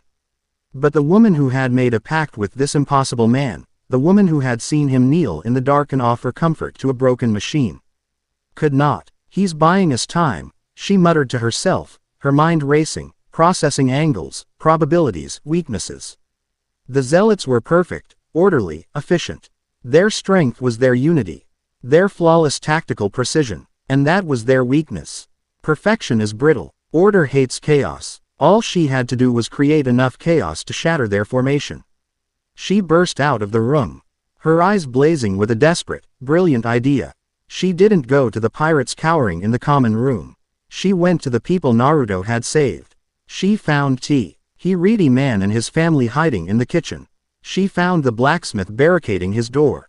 She found the thief trying to pry open a floorboard to a hidden tunnel. You, she yelled, her voice the sharp crack of a captain's command. All of you, that man out there, that golden-haired idiot, is about to die for your pathetic little town. He's fighting holy assassins from the world government, so they don't burn this entire island to ash. He saved you. Are you going to let him die alone? They stared at her, their faces a mixture of fear and shame. We can't fight them, the blacksmith grumbled, his voice low. They're monsters. Quote, I'm not asking you to fight them, Bonney snarled, a predatory grin spreading across her face. I'm asking you to do what you do best. I'm asking you to be the scumbags of Mock Town. I need noise. I need fire. I need this entire town to collapse into the single biggest bar fight in the history of the Grand Line. I need you to create chaos. She turned to the thief. You know the tunnels, the secret ways. I need you to get a message to every pirate crew hiding in their holes. Tell them the zealots have a vault on their ship filled with pure gold. An absolute lie, but they're pirates. Greed will make them stupid. She turned to the blacksmith. You have a forge. You have bellows. You have scrap metal. Make me something that goes boom. She turned to the reedy man. You're a cook. You have oil. Lots of it. I want you to make the streets slick with it. An hour ago, they were victims. But now, looking at this fierce, pink-haired woman with fire in her eyes, they saw a chance. Not to be heroes, but to survive, to bite back at the hand that was about to crush them. A slow, grim determination began to replace their fear. Naruto was sweating, the strain of holding back the erasure beam immense. Serafina was turning up the power, the beam now as thick as his arm. The natural energy of the world was vast, but his ability to channel it was not. Suddenly, a loud explosion rocked the town from the east, sending a plume of black smoke into the sky. It was followed by a roar. The collective, drunken, greedy bellow of 100 pirates charging out of the alleyways. Convinced they were about to raid a treasure ship, Serafina's head snapped towards the sound. Internal disturbance, unauthorized civilian activity, squads Gamma and Delta, suppress the populace, she commanded. Her voice tight with the first hint of annoyance. Maintain the perimeter. 2 squads of zealots detached from the main group and marched into the town with terrifying precision. They were met with a storm of chaos. The streets, now slick with cooking oil, became a skating rink. Molotov cocktails, hastily made from the inn's cheapest rotgut, rained down from the rooftops. It wasn't a real threat to their advanced armor, but it was disorienting, messy. It was vulgar. Then came the second explosion, this one much closer. A whole section of the docks, weakened by years of neglect and, unbeknownst to the zealots, the targeted application of Bonney's age fruit on its support pillars, collapsed into the sea, taking a dozen zealot soldiers with it. For the first time, the zealots' perfect formation broke. They were being attacked from all sides by a rabble, an uncoordinated, chaotic mob. Their precise tactics were useless against an enemy that had no strategy other than to cause as much mayhem as possible. Serafina was distracted. Her perfect, sterile operation had been contaminated by the messy, unpredictable filth of the world she despised. Her attention was divided. It was the opening Naruto needed. He let the nature shield drop. The erasure beam shot forward, but he was already gone, a golden flash. He didn't attack her. He attacked the sea. Giant Rasengan. He roared, slamming a massive, swirling sphere of chakra into the water of the harbor. The sea itself exploded upwards. A colossal wave, a man-made tsunami, rose up, blotting out the sky. It crashed down onto the docks, onto the zealots, onto their pristine white ships. It wasn't a destructive attack, it was the ultimate smokescreen. The entire harbor was plunged into a chaotic maelstrom of water, steam, and confusion. Naruto landed beside Bonney in a collapsing alleyway, scooping her up without breaking stride. Good plan, he yelled over the roar of the water and the shouts of the pirates.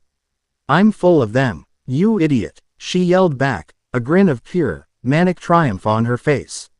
Now let's get out of here before they recalibrate. Guided by the thief, they dove into a hidden tunnel beneath the tavern.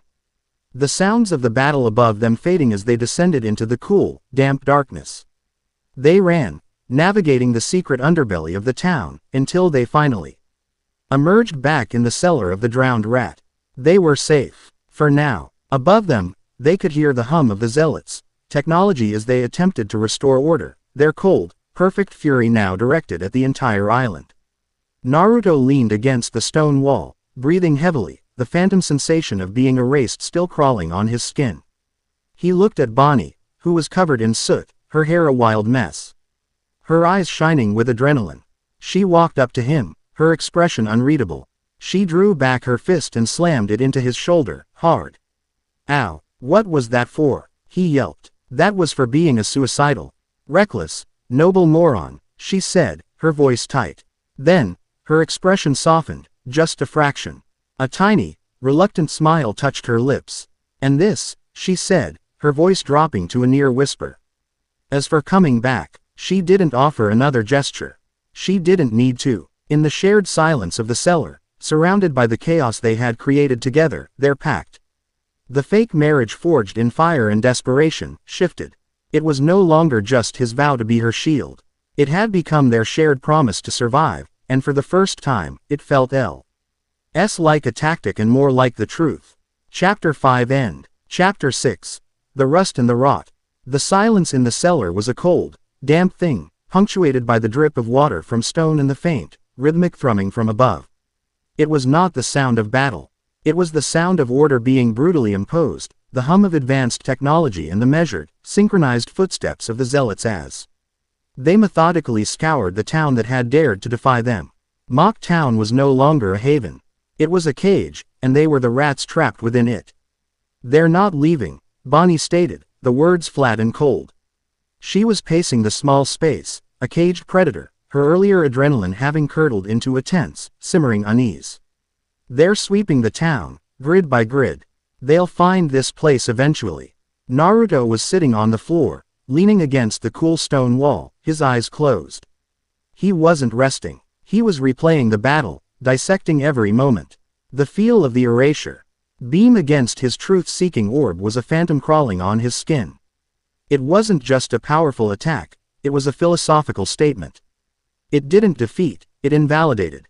Her power. It's not meant to fight, he said. His voice a low murmur. It's designed to edit, to remove things that aren't supposed to be there. I'm an error in her code. We need to find a way out, Bonney insisted, ignoring his metaphysical brooding.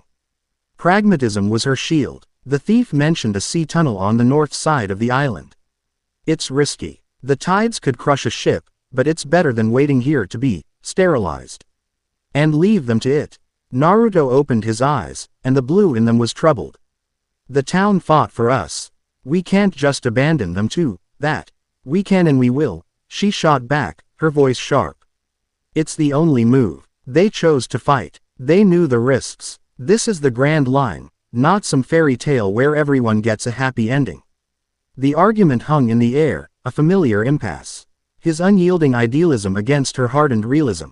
Before it could escalate, Naruto's gaze fell on Kuma's silent form.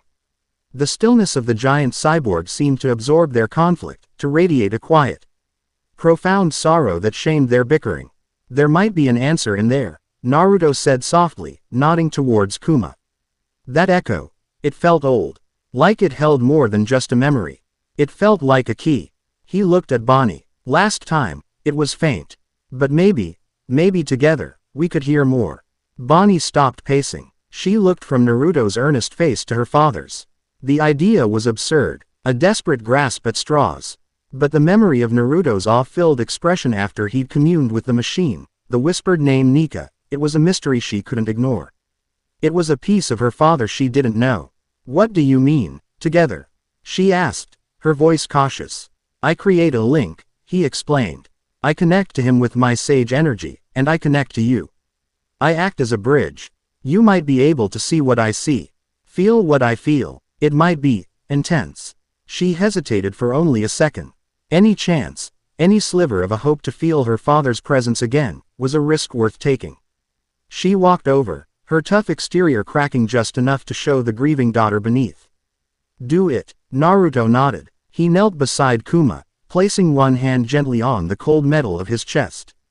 He extended his other hand to Bonney. She took it. His hand was warm, steady, a stark contrast to the cold reality of her father's body.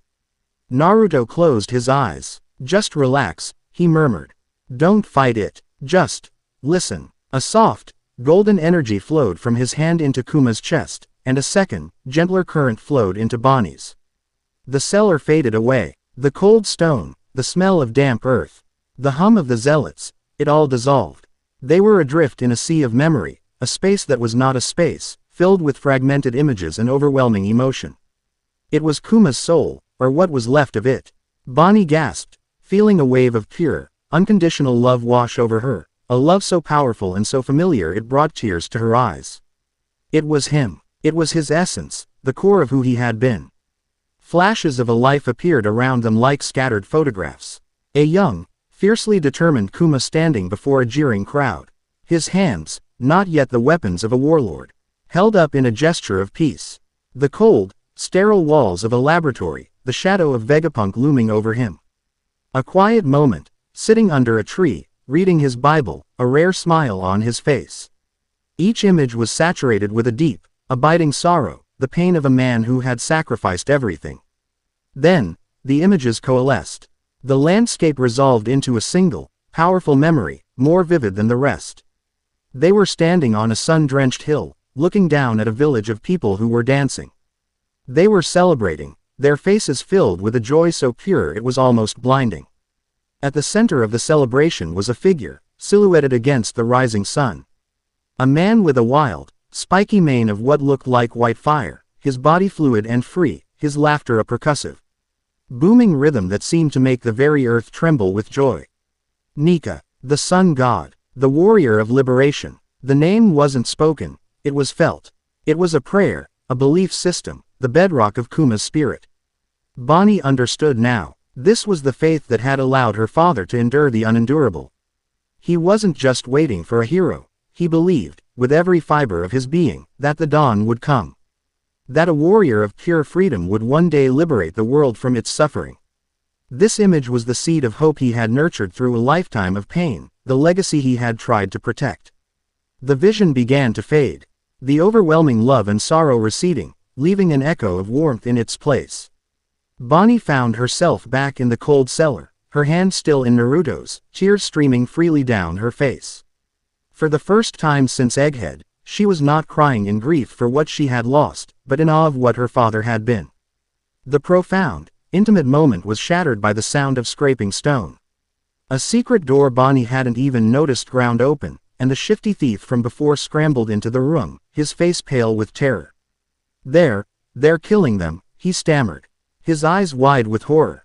He was shaking, not from the cold, but from what he had seen. "What are you talking about?" Bonney demanded, wiping her eyes, her voice instantly hardening. "The zealots," the thief choked out. "They've rounded everyone up in the main square. The woman, the commander, she made an announcement. She said the town was infected by you," he said, pointing a trembling finger at Naruto. "She said for every hour you remain hidden, 10 people will be deleted." As a logical consequence, the air in the cellar turned to ice. Naruto felt a surge of nausea so intense he nearly buckled. This was a form of cruelty he hadn't anticipated. It was cold, calculated, and aimed directly at his heart. It wasn't just murder, it was a psychological weapon, designed to turn the people he protected into the currency of his failure. "We have to go," Bonney said, her voice a dead, emotionless thing. She was already pulling at Kuma's arm, trying to move him towards the hidden exit the thief had used. "Now, through the sea tunnel. We can't save them." "No." The word was quiet, but it was as unyielding as the stone walls around them. Naruto stood up, his fists clenched at his sides. The gentle warmth from the shared memory was gone, replaced by a cold, righteous fury. "Bonney, we can't," he said, his voice trembling with a barely controlled rage. "We don't get to run while they pay for what I did." Quote, "And what's your brilliant plan?" She wheeled on him, her own grief and fear erupting as anger. "Are you going to walk out there and surrender?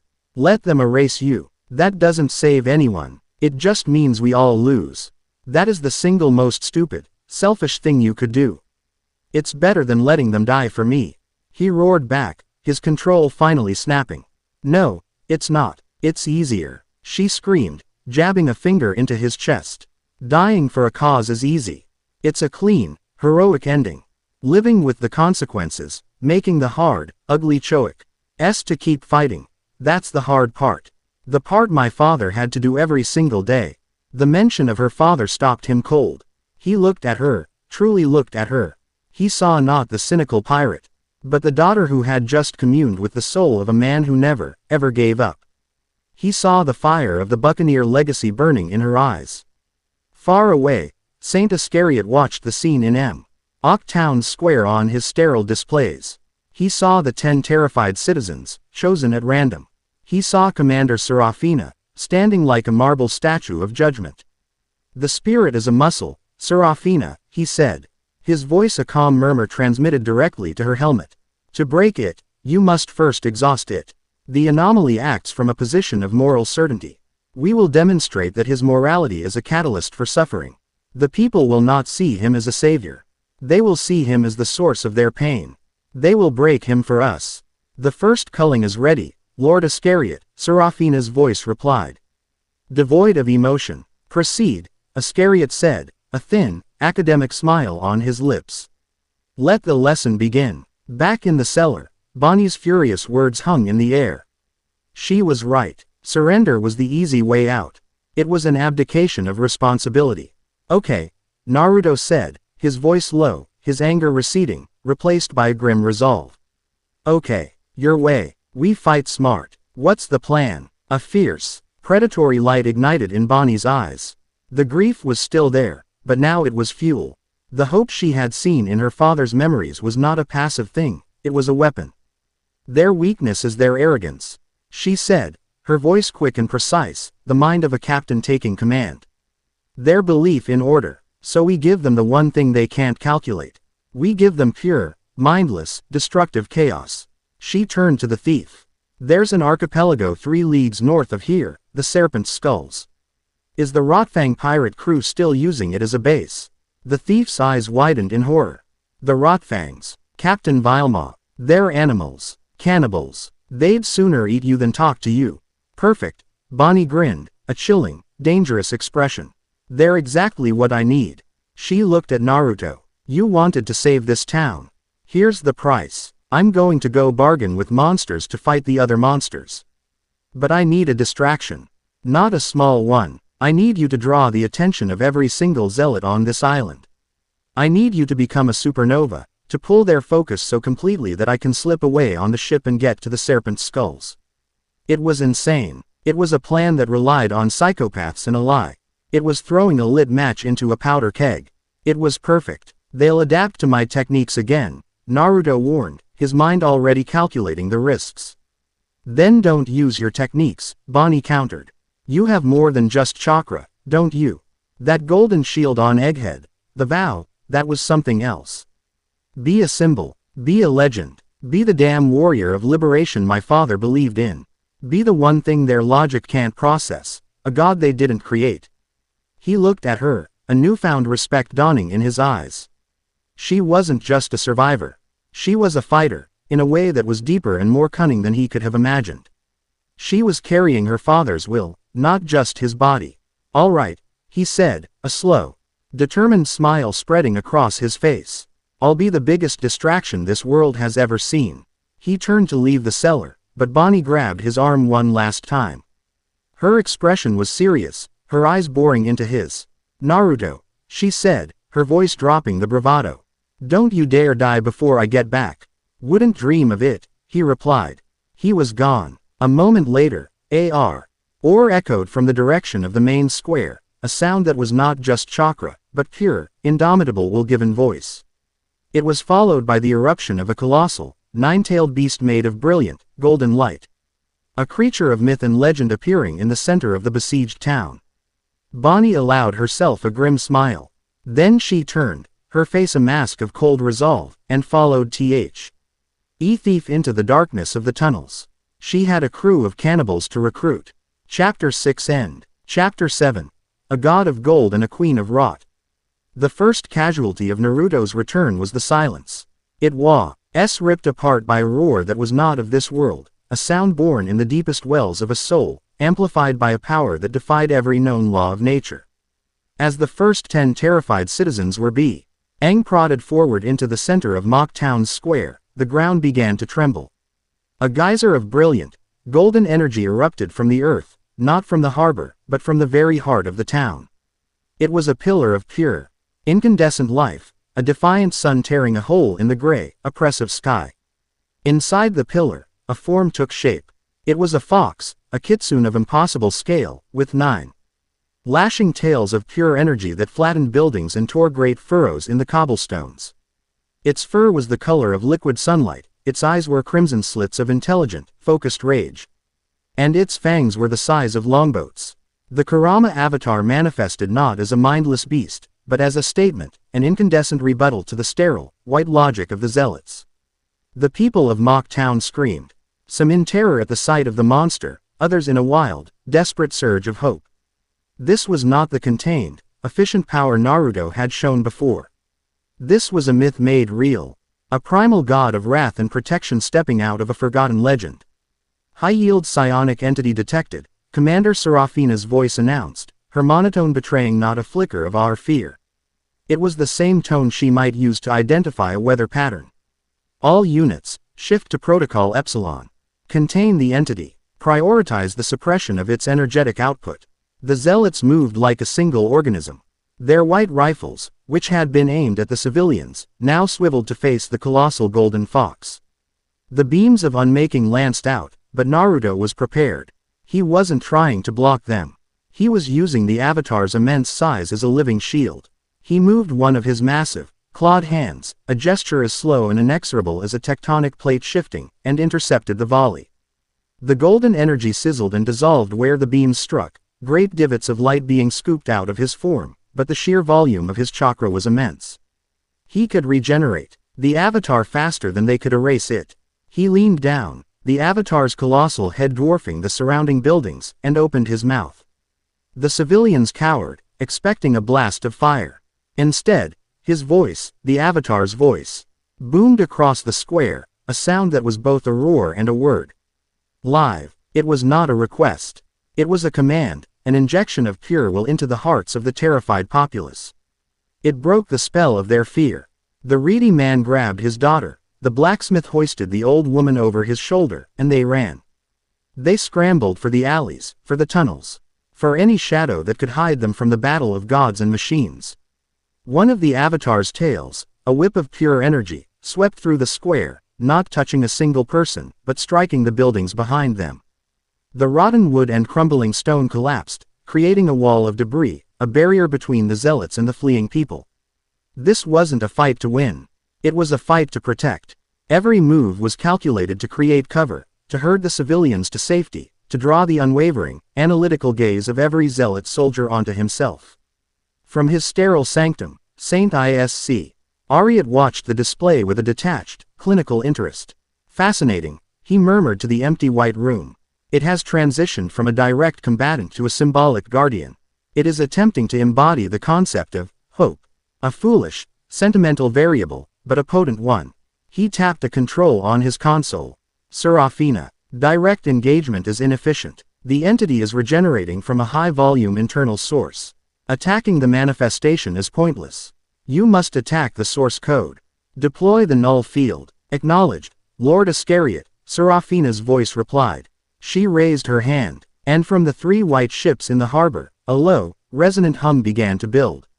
On their decks, massive, crystalline pylons rose, glowing with a sickly, purple-black light. A wave of energy, invisible and utterly silent, expanded from the pylons, washing over the island. It was not an attack on the body. It was an attack on the soul. When the field hit him, Naruto felt it like a physical blow to his spirit. The golden avatar flickered, the brilliant light dimming for a fraction of a second. The rage, the will, the conviction that fueled the transformation, it felt distant, muffled, as if he were trying to shout through a pane of thick glass. The null field didn't erase energy, it suppressed the intent behind it. It was a weapon of pure, weaponized apathy. It made you forget why you were fighting. The avatar roared, a sound of frustration and pain, and lashed out, smashing a zealot squad with one of its tails. But the blow felt weaker, the golden chakra less solid. The zealots, unaffected by the field, pressed their advantage, their erasure beams chipping away at his form with renewed efficiency. He was on a clock. His will was being eroded, his spirit systematically drained. He had become the supernova Bonney asked for, but now, he was beginning to burn out. The serpent's skull stank of death and decay. The archipelago was a series of jagged, tooth-like islands, perpetually shrouded in a diseased-looking green mist. The water around them was oily and stagnant, littered with the splintered remains of ships and the gnawed bones of creatures best left unnamed. Bon Ey stood on the prow of the stolen marine ship, the thief cowering behind her, as they navigated the treacherous channel towards the main island. The headquarters of the Rotfang pirates was not a town, it was a tumor. A haphazard collection of shacks and lean-tos built from shipwrecked hulls and lashed together with rotting rope, all centered around a grotesque, towering structure made from the colossal ribcage of some long-dead sea king.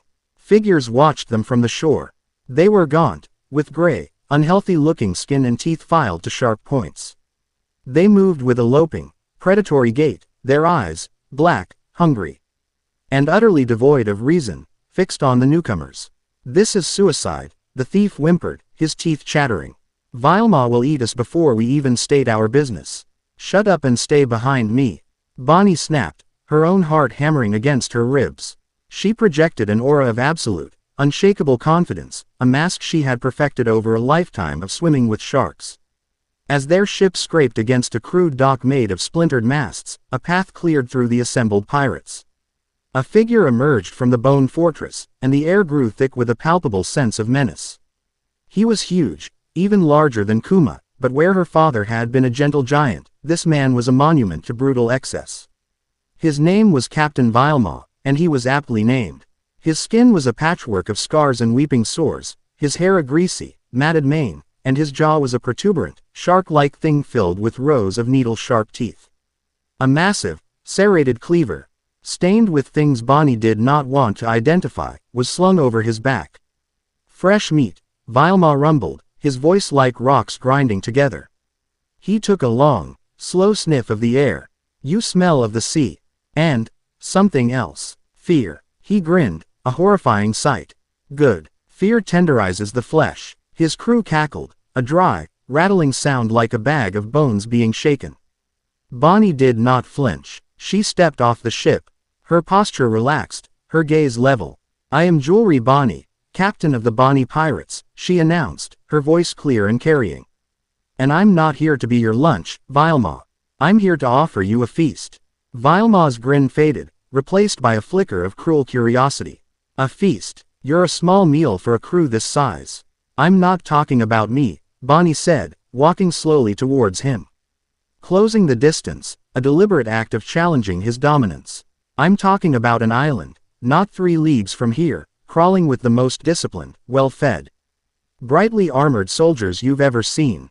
They're called zealots. They're arrogant, they're shiny, and they have 3 ships full of advanced technology that would fetch a pretty price, if you're into that sort of thing. A murmur went through the Rotfangs. They were creatures of base instinct.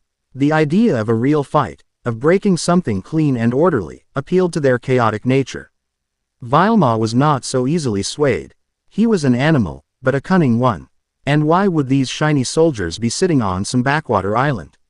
And why would you, a little morsel like you, come to me with this information?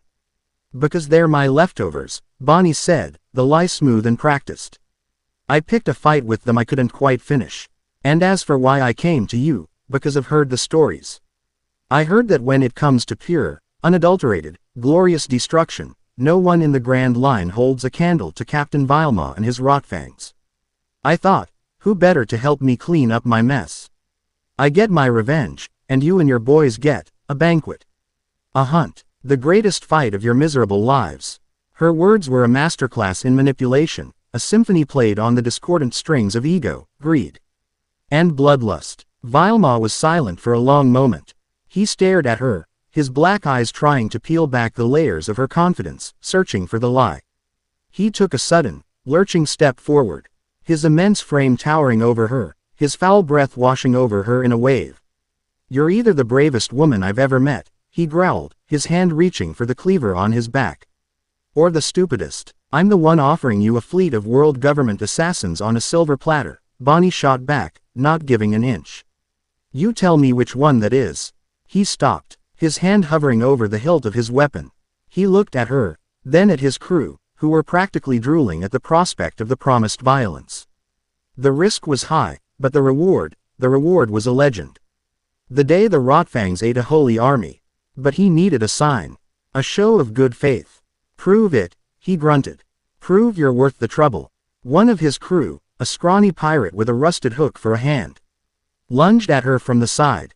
Bonney didn't even look at him. She simply raised a hand, her devil fruit power flowing from her fingertips. The charging pirate suddenly stopped, a look of utter confusion on his face.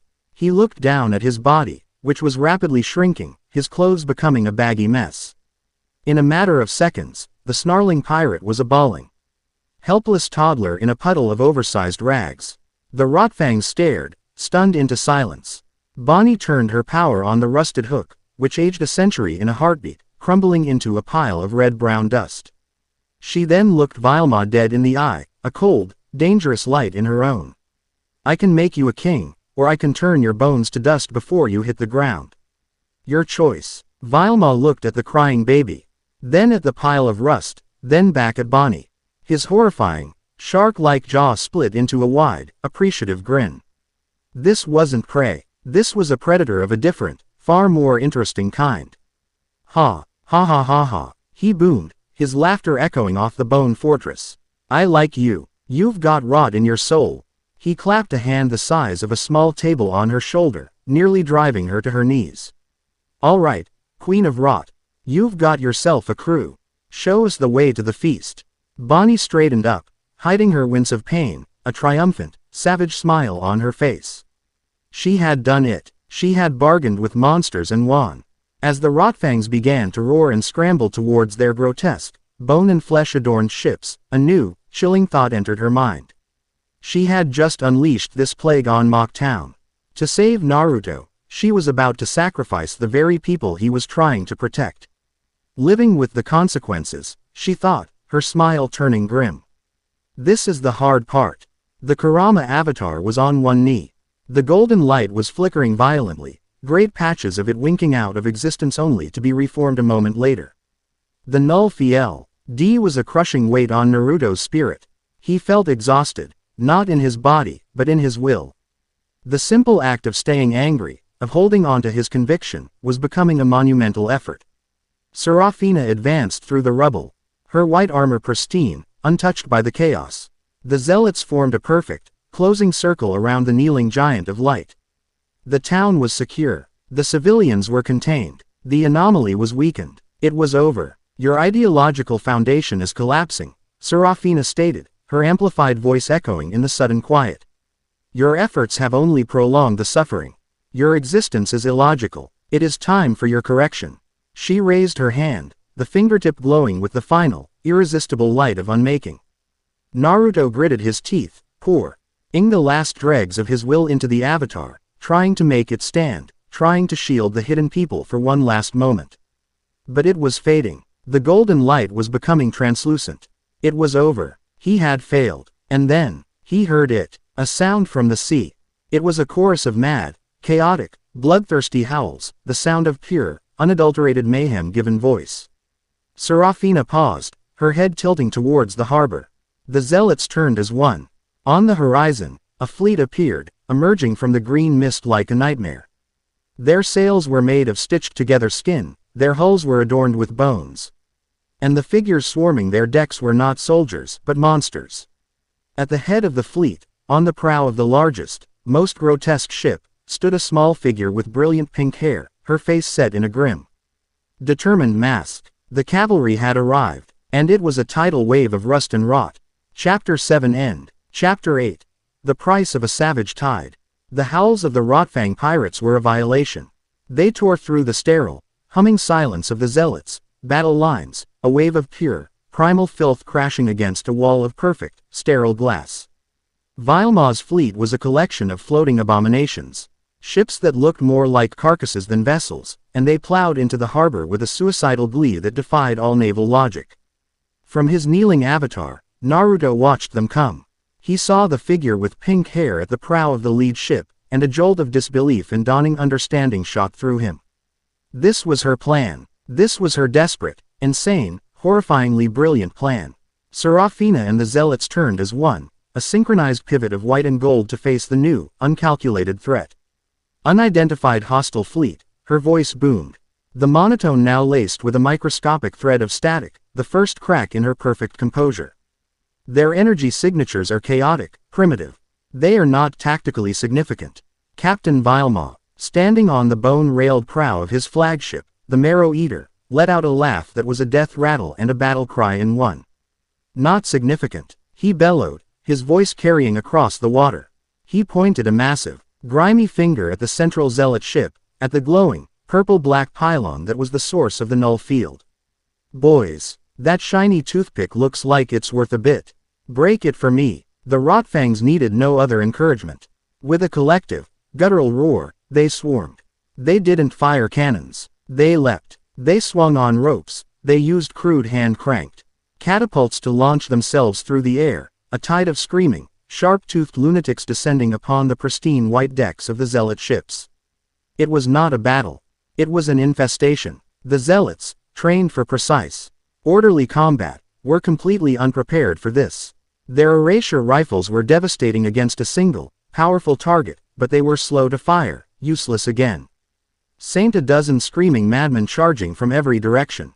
A zealot would calmly aim and delete one pirate, only to be swarmed by three more who bit, clawed, and stabbed with rusted, serrated knives.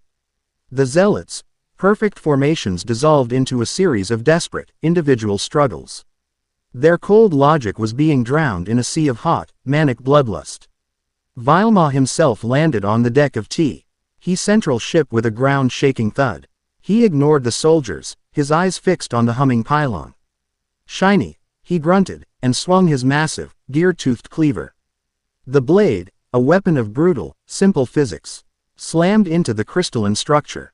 The pylon was not designed for this kind of crude, overwhelming force. It cracked, spider webbing with fractures of purple light. With a second, roaring blow, Vilma shattered it. The moment the pylon broke, the null field collapsed. For Naruto, it was like surfacing after being held underwater for an eternity. The crushing weight on his spirit vanished. The oppressive apathy was gone, replaced by the full, roaring fire of his own will. The Kurama avatar, which had been flickering and translucent, exploded back to its full, incandescent glory. The golden light 100 times brighter than before.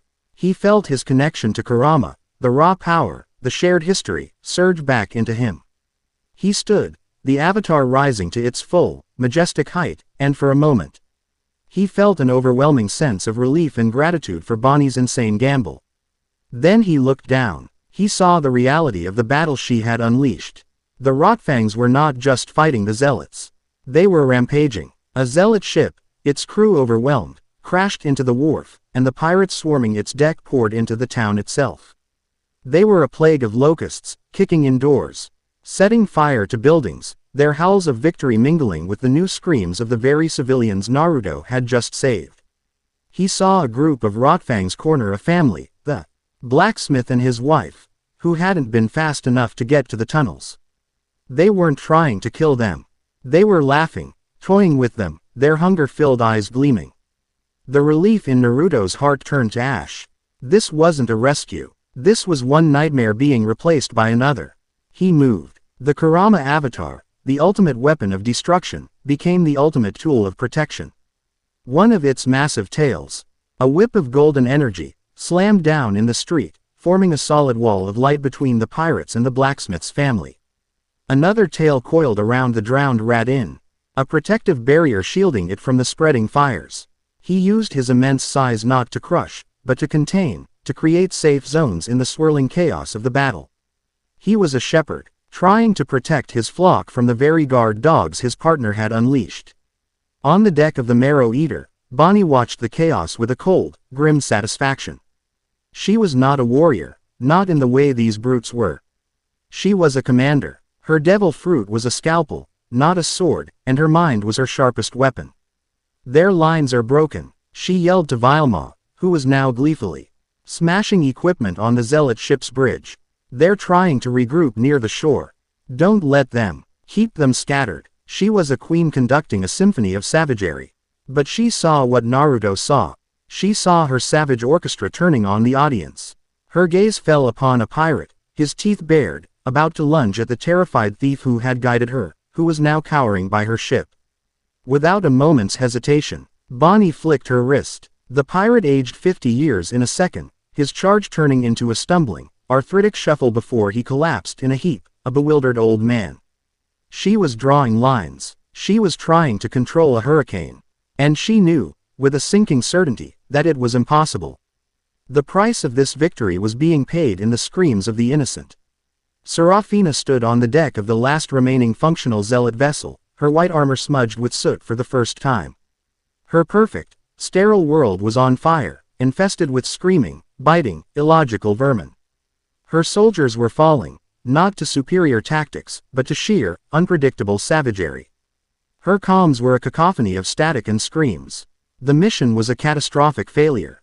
She activated her private channel to her god, Lord Iscariot. The anomaly has introduced a chaotic variable, a force of pure, biological entropy. Our tactical doctrines are ineffective. Containment has failed. I repeat, containment has failed. For the first time, a new, uncatalogued inflection had entered her voice, desperation. From his silent, white room, Saint Iscariot watched the screaming, burning, chaotic mess on his monitors. He did not frown. He did not rage. A slow, thoughtful smile spread across his thin lips. Fascinating, he whispered. He had seen the small, pink-haired girl directing the flow of battle. He had cross-referenced her with the files from Egghead. Jewelry Bonney, the Buccaneer legacy. She fights not with axioms, but with their antithesis. She did not counter my logic. She simply made the equation unsolvable by adding gibberish. Elegant, in its own primitive, messy way. He looked at the tactical display. Mock Town was lost. The Zealot ground forces were being consumed. But he had one card left to play. Commander Serafina, he said, his voice calm and reassuring. You have not failed. You have merely provided me with invaluable data on the anomaly's psychological profile. He values collateral life. His new ally values victory above all else. A wonderfully exploitable conflict. He paused, letting his next command sink in. The ground operation is concluded. Your new directive is total asset denial. Scour the island. Leave nothing behind. Authorizing the use of the Seraphim's light. A new, cold resolve entered Serafina's voice. Acknowledged, Lord Iscariot. It will be a holy fire. She turned and marched towards the center of her ship. The surviving zealots disengaged from the chaotic melee, making a disciplined fighting retreat back to the vessel. Their erasure beams carving a path through the swarming Rotfangs. The battle on the ground began to die down. The Rotfangs, their primary opponents retreating, roared in triumph. They had won. They had defeated an army of shiny gods. Now, it was time for the spoils. Naruto felt the shift in the battle. He saw the zealots retreating. He saw the Rotfangs turning their full, undivided, ugly attention to the town itself. And he felt a new, terrifying energy building from Serafina's ship. It was the same sterile, unmaking power as her beams, but magnified 1,000-fold. He dispelled the Kurama avatar. The golden light receding into him as he landed in the center of the devastated square. The ground was littered with the bodies of zealots and Rotfangs, the air thick with smoke and the coppery smell of blood. Bonney met him there, leaping from the deck of Vilma's ship. She landed lightly, her face smudged with grime, her eyes burning with a mixture of triumph and exhaustion. It worked, she said. Her voice raspy. I told you it would work. We're alive. Naruto's gaze swept over the burning town, over the pirates who were now dragging loot and people from the buildings. He looked at her, and his blue eyes were not filled with gratitude, but with a deep, profound disappointment. This wasn't a victory, Bonney, he said, his voice dangerously quiet. This was a massacre we invited to the party. This is survival, she shot back, the adrenaline and the moral compromise making her defensive. You were a second away from being erased. This town was a second away from being wiped out by those zealots. I made a hard choice. I did what you couldn't. I would never do this. He countered, his voice rising. I would never sacrifice one group of innocent people to another. This isn't a hard choice. This is just cruel. Welcome to the world, Naruto. She yelled, throwing her hands up. It's a cruel place. You can't save everyone with a smile and a punch. Sometimes you have to get your hands dirty. Sometimes you have to bargain with monsters. You didn't bargain with them, he said, his voice dropping again, the quiet far more damning than his anger. You unleashed them, and now look, they're not leaving. We're still in a cage. We just changed the keepers. As if to punctuate his words, a new light began to dawn, not from the sun, but from Serafina's ship. A great, crystalline lens was deploying from its keel, and a brilliant, terrible white light was building within it, a miniature sun of pure, sterile annihilation. They had won the battle. And now, they were all about to lose the war. Chapter 8 End. Chapter 9. The Sunstone's Weight. The light was not a light. It was a judgment. A cold, white, silent star being born in the belly of Serafina's ship, growing with a terrifying, inexorable purpose. It did not radiate heat, it radiated finality. It was the color of a surgeon's blade, the color of a blank page, the color of an ending. The Argam, end between Naruto and Bonney died in their throats, choked by the sheer, apocalyptic scale of the threat. The fires of Mock Town, the howls of the Rotfangs, the wreckage of the battle, it all seemed petty, insignificant. Beneath the gaze of this nascent, world-ending sun. What is that? Naruto asked, his voice low, the anger in him instantly transmuted into a cold, sharp dread. Total asset denial, Bonney breathed, her strategic mind connecting the dots with horrifying speed. They can't win, so they're taking the board away. They're going to burn the island, the pirates, the people, us. Everything. They were trapped. The Rotfang's ships blockaded the harbor in a chaotic mess, and even if they could get to the sea, that beam would be faster. There was no escape. I can't stop it, Naruto said. A statement of fact that cost him dearly. The Kurama avatar is a huge target. That thing, it will peel it away layer by layer until there's nothing left of me. So we die? Bonney asked, her voice tight. A rare crack in her defiant armor. After all this, we just stand here and get deleted. No. Naruto looked at her, and the conflict that had been raging between them moments before was gone, replaced by a desperate, focused intensity. We don't. You were right about one thing. I can't just punch this. His gaze drifted for a second, inward, towards the memory of the seller, of the vision of a dancing god her father had held so dear. Liberation. Freedom. Life. What was the opposite of a beam that unmade things? An idea sparked, a concept so insane, so dangerous, it was more terrifying than the weapon itself. I can't block it, he said, his voice gaining speed, his mind racing. But I might be able to redirect it. Ground it. I can feel the life of this island, Bonney. The sage energy. It's deep. If I can become a conduit, if I can channel that beam into the bedrock, into the sea, I might be able to bleed its power away before it burns everything. Bonney stared at him, her eyes wide with horror. A conduit. Naruto, you'll be a lightning rod for a bolt of pure nothingness. It will tear you apart from the inside out. It's the only chance the people on this island have, he said, his conviction absolute. He put a hand on her shoulder, his grip firm. But I can't do it if that thing fires at full power. I can slow it down, but I can't stop it. I need you to break it. I need you to be the queen of rot. Her mind caught up with his. The chaos she had unleashed. The monsters she had recruited. They were not just a weapon, they were the ultimate distraction. And she had a power that was the conceptual opposite of Serafina's pristine, perfect technology. The zealots worshipped order. She was a walking, talking agent of entropy. The weapon, she whispered, her gaze locking onto the glowing lens on the zealot ship. If I can get close enough, I can age it. Rust the circuits, decay the focusing crystal. I can make it fail. Then do it, he said, his voice leaving no room for doubt. Unleash your hurricane. It was a pact, a new one, made not in a vow of words, but in a shared, desperate gaze in the face of annihilation. Their argument was not over, but for now, their purposes were aligned. Bonney didn't waste a second. She turned, her pink hair whipping around her, and leapt back onto the deck of the Marrow Eater. Vilma was standing there, his cleaver dripping, a look of ecstatic, blood-soaked glee on his brutish face as he watched the growing light. A new sun, he roared appreciatively. What a glorious end to a glorious fight. It's going to kill us all, you idiot. Bonney screamed, her voice cutting through his revelry. That's our prize, our victory. And those shiny cowards are trying to burn it to ash before we can claim it. Are you going to let them? She jabbed a finger towards Serafina's ship. That is the last zealot commander. The one who thinks she can rob the great Captain Vilma of his spoils. I say we ram our ship down her throat and steal the fire from her new sun. The appeal was perfect, a direct injection of pure ego and greed into the pirate captain's simple, violent heart. Vilma's grin became a predatorial snarl. The idea of being cheated out of his victory was a far greater insult than the threat of death. No one steals from Vilma, he bellowed. He turned to his crew, who were looking on in a mixture of fear and confusion.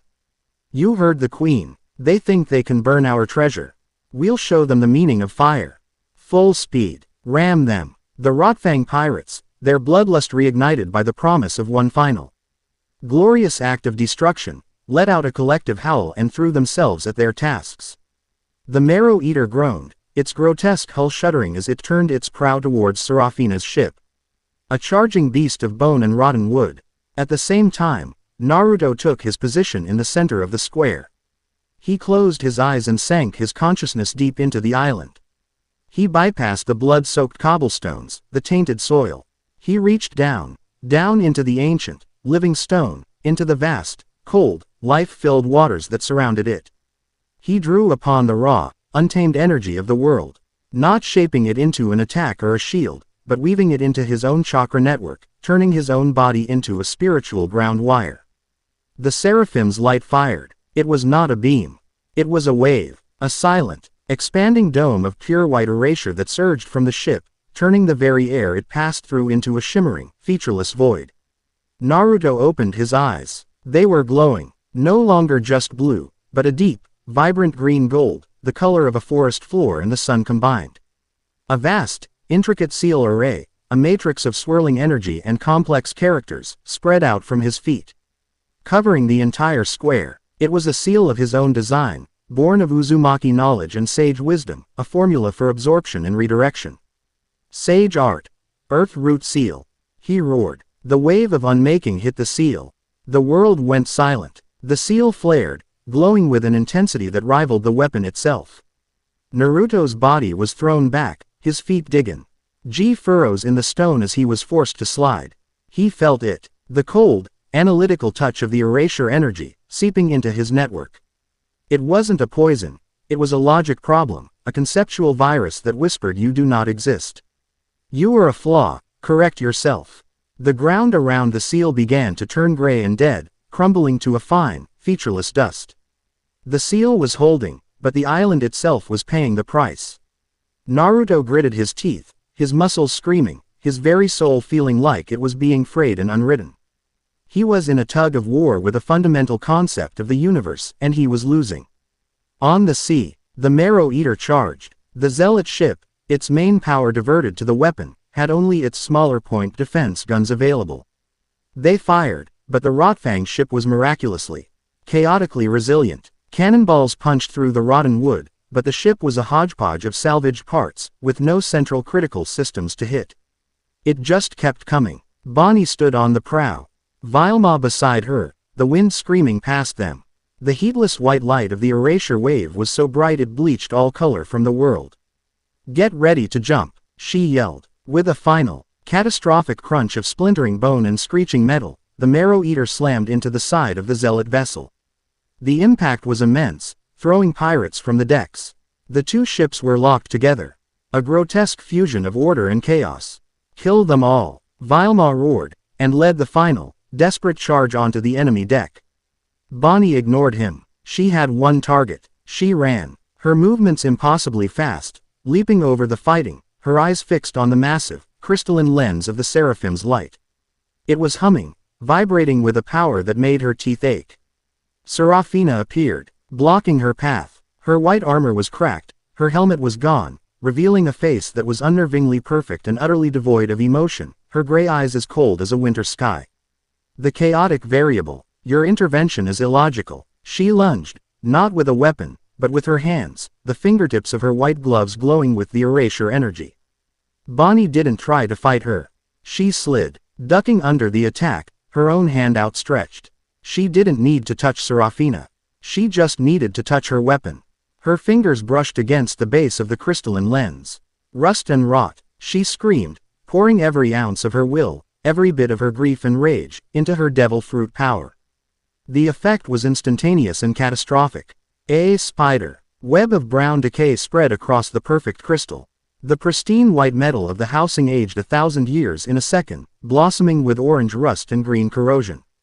Circuits sparked, spitting out black, acrid smoke. The pure, white light of the beam flickered, turning a sickly, unstable yellow, pulsing like a diseased heart. The weapon was failing. Serafina saw it. A flicker of something, frustration, rage, finally crossed her perfect features. She made a choice. She abandoned Bonney and lunged for the controls. If she could not win, she would ensure no one did. She was going to overload the failing weapon.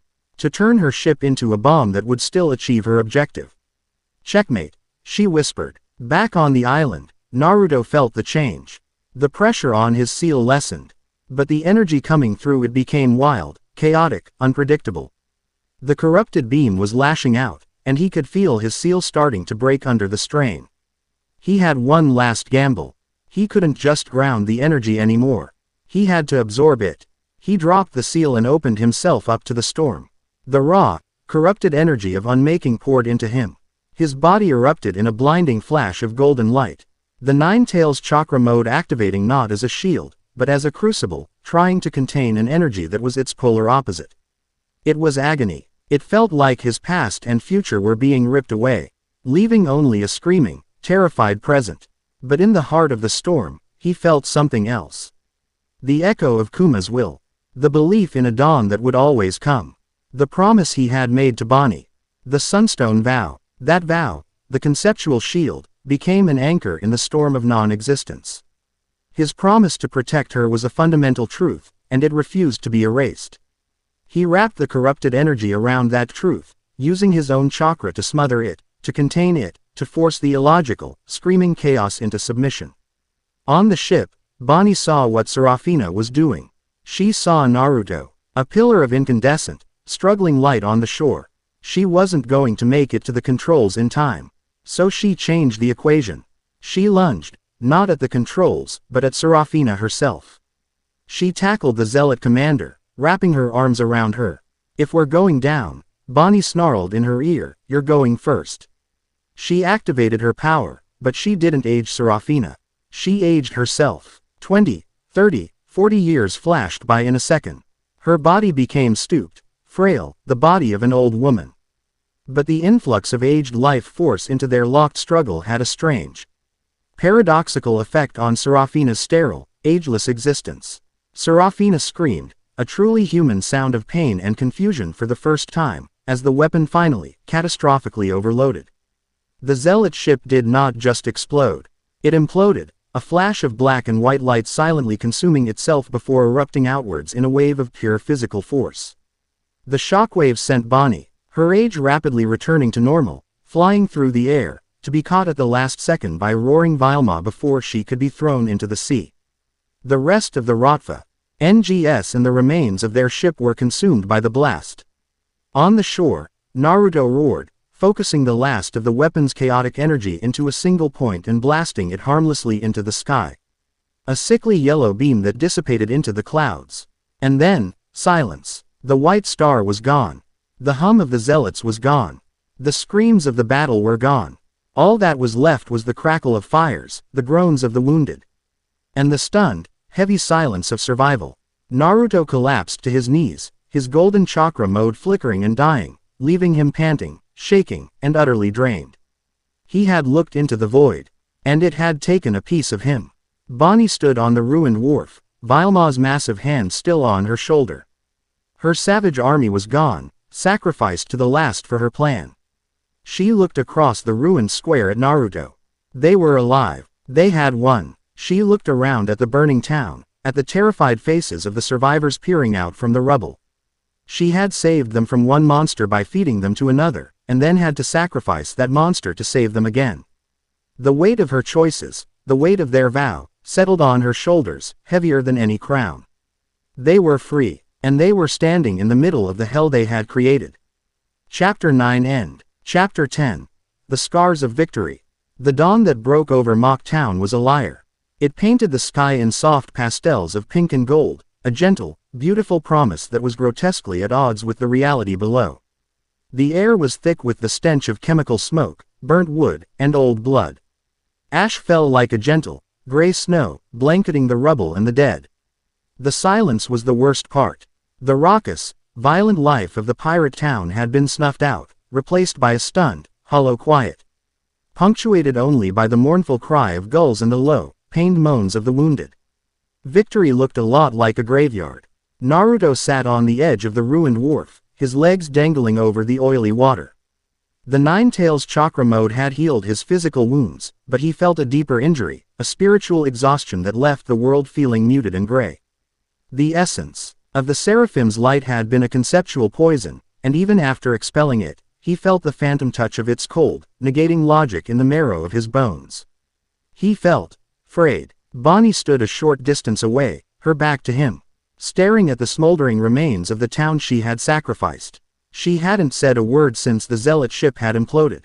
She stood as still as a statue, a solid, airy figure in a landscape of her own creation. Her triumph felt like a mouthful of ash. The survivors were beginning to emerge. The reedy man, his wife and daughter clinging to him, stared out from a half-collapsed building. Their eyes not filled with gratitude, but with a deep, weary fear. The blacksmith was trying to pull bodies from the wreckage of his forge. They looked at Naruto, then at Bonney, and they didn't see saviors. They saw the twin hearts of the hurricane that had ripped their world apart. Finally, Bonney spoke, her voice raspy, directed at the ruins. It was the only way. They're alive, are they? Naruto's voice was quiet, devoid of accusation, which somehow made it heavier. They're breathing. But look at them, Bonney. We didn't save their home. We just changed the monster that destroyed it. A home can be rebuilt, she countered, turning to face him, her eyes shadowed, defensive. A life can't. That's the math. It's ugly and it's hard, but it's the only math that matters. There shouldn't be a math problem in the first place, he said, standing up, the frustration finally boiling over. We shouldn't have to choose between a holy fire and a cannibal horde. There has to be a better way. There isn't, she yelled back, her composure finally shattering. Don't you get it? This is the world I've lived in my whole life. The world my father died to protect me from. It's a place where you feed a piece of yourself to the wolves so you have the strength to fight the lions. There are no clean victories here. There is only survival. Her words, filled with a lifetime of pain and fury, struck him harder than any physical blow.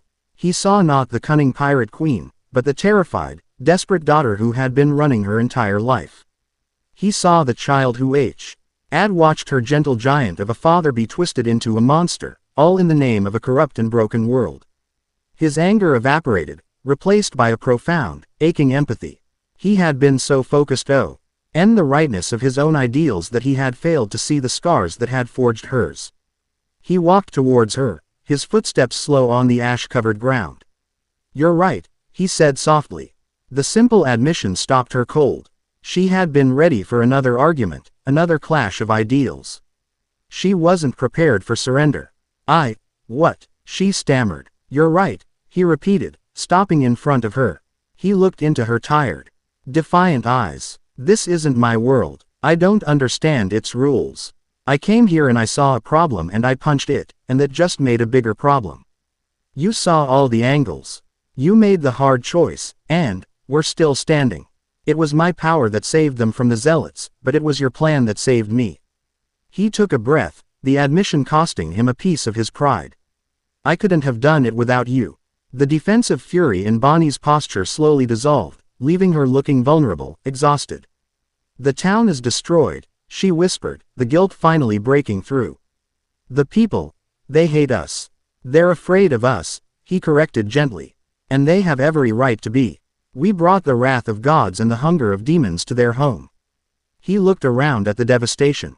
We can't fix this. Not all of it, but we can't just leave it like this. A new sound joined the mournful quiet, the heavy, shuffling tread of Captain Vilma. The hulking pirate, his cleaver resting on his shoulder, his shark-like grin a horrifying slash in his brutish face, approached them. He was the last of the Rotfangs, the sole survivor of Bonnie's gambit. Ha! What a glorious mess, he boomed, his voice grating in the silence. The Queen of Rot and her golden pet. We did it. We feasted on gods. He looked around, his gaze falling on the cowering survivors. And now, for the spoils. This island is Vilma's, now. A fine new kingdom. Bonnie's expression hardened, the vulnerability vanishing, replaced by a cold, regal authority. She stepped in front of Naruto, placing herself directly in Vilma's path. No, she said, her voice clear and absolute. Vilma's grin faltered. What did you say, little queen? I said no, she repeated, her tone dropping to a dangerous, icy calm. Our deal is done. You got your fight. You got your feast. Your crew is gone. Mock Town is not your prize. You will take a boat, and you will leave. Now, the hulking pirate stared at her, his tiny, black eyes narrowing. He was a beast of pure, simple violence, and he was being defied. His hand tightened on his cleaver. You think you can give Vilma orders? After I saved you. You didn't save me, Bonnie corrected him, a chilling smile playing on her lips. You were a tool I used. And now, I'm done with you. She raised a hand, her power crackling faintly at her fingertips. Leave, or I will turn that ugly cleaver you love so much into a pile of rust and then see how well your ancient, brittle bones hold up your blubbery flesh. Vilma looked from her glowing hand to Naruto, who was now standing beside her, his arms crossed, his blue eyes radiating a quiet, unwavering promise of swift and total annihilation. The pirate captain was a beast, but he was not stupid. He knew the difference between a fight and an execution. He had just watched this pair topple a divine army. With a low, guttural snarl of pure, frustrated rage, he spat on the ground. This isn't over, Queen of Rot, he growled. He turned, stomped over to the most seaworthy-looking longboat left on the shore, and with a single, powerful heave, pushed it into the water. He rowed away without looking back, a lone monster disappearing into the morning mist. They had dealt with the last ghost of their ugly victory. Now, only the bill remained. In his pristine, white world, Saint Iscariot watched the final report from Mocktown upload. It was a failure on a scale the God Knights had not experienced in centuries. An entire squadron, erased. A priceless weapon, destroyed. An island, left in chaos. He was delighted. The data is exquisite, he said to the silent room. He brought up 2 images on his main screen. One was of Naruto, in his full Kurama avatar, a being of pure, protective, golden will. The other was of Bonney, standing on the prow of Vilma's ship, her face a mask of cold, pragmatic fury, a queen of chaos.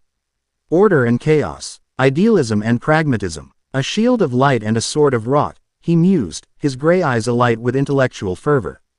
They are not just 2 powerful individuals. They are a self-correcting, symbiotic entity.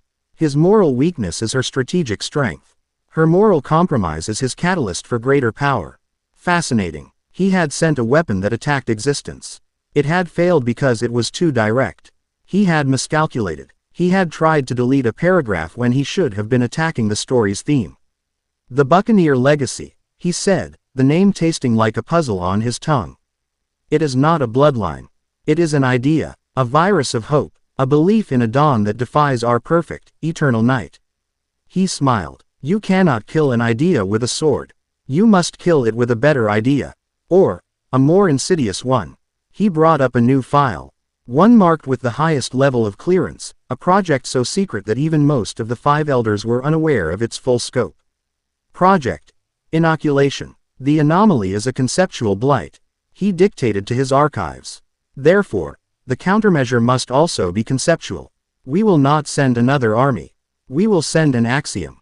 An agent who does not break bodies, but breaks beliefs. An assassin of hope. He looked at the screen, at the 2 figures standing together in the ruins of their victory.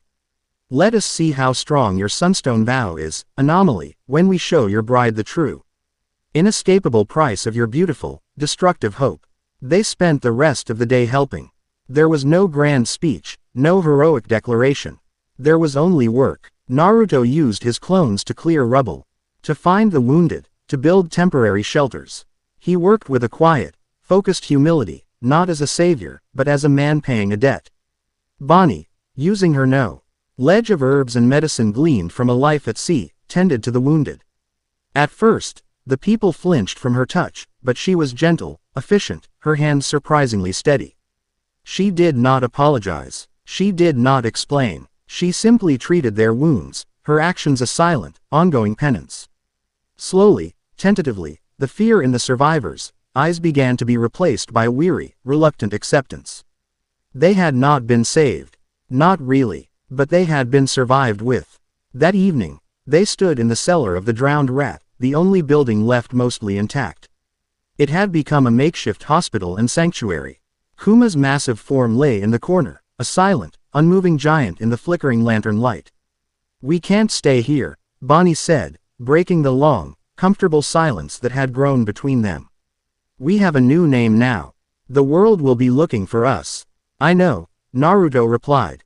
He looked at Kuma. We need answers. About him. About the Buccaneer legacy. About Nika. And about this feeling I get. Like we're being watched by something even colder than Serafina. There's only one person who would have those answers, Bonney said, her voice heavy. The man who did this to him. The one who built the zealots and their weapons. Vegapunk. It was the next step. The only logical one. A new quest born from the ashes of the old. To find the world's greatest, most elusive scientist. It won't be easy, Naruto said. He's probably on an island even harder to find than this one. Nothing's easy, Bonney replied, a small, tired smile on her face. But we're good at doing the impossible. He returned the smile. The chasm between their ideals was still there, but they had built a bridge across it, forged in the fires of Mock Town. They were different, he and she. He was the sun, a source of unwavering, sometimes blinding, light. She was the tide, powerful and relentless, her morality shifting with the pull of a colder, more pragmatic moon. But together they could reshape the shore. He walked over to her, his expression serious. The vow we made on Egghead. It was a lie, a tactic to keep you safe. Bonnie's small smile faded slightly. She nodded, her gaze falling to the floor. I know, but what we did here, fighting together, trusting each other, even when we were screaming at each other, he trailed off, searching for the right words. That felt real, more real than any vow. He reached out, not to touch her, but held his hand in the space between them. I don't know what this is. This partnership, this marriage, but I want it to be real. Not just a shield, a bond. I'm still your shield, Bonnie. But I'd like to be your partner, too. Bonnie looked at his outstretched hand, then up at his face. She saw no lie, no tactic. She saw the same simple, unwavering conviction that had infuriated her, that had saved her, that had somehow, impossibly, earned her trust. She didn't take his hand. Instead, she stepped forward, closing the small distance between them, and rested her head against his chest. He was warm, solid, a living anchor in the wreckage of her world. She could hear the steady, strong beat of his heart. Okay, Naruto, she whispered into the worn fabric of his jacket. Okay, partner. He wrapped his arms around her, a gesture of comfort, of promise, of a new beginning. They stood there for a long moment in the quiet of the cellar. Two survivors in a broken world, bound by the scars of their victory. They had no ship, no crew, and the most powerful forces in the world were hunting them. But they had each other. And for the first time, that felt like it might just be enough. Chapter 10 End.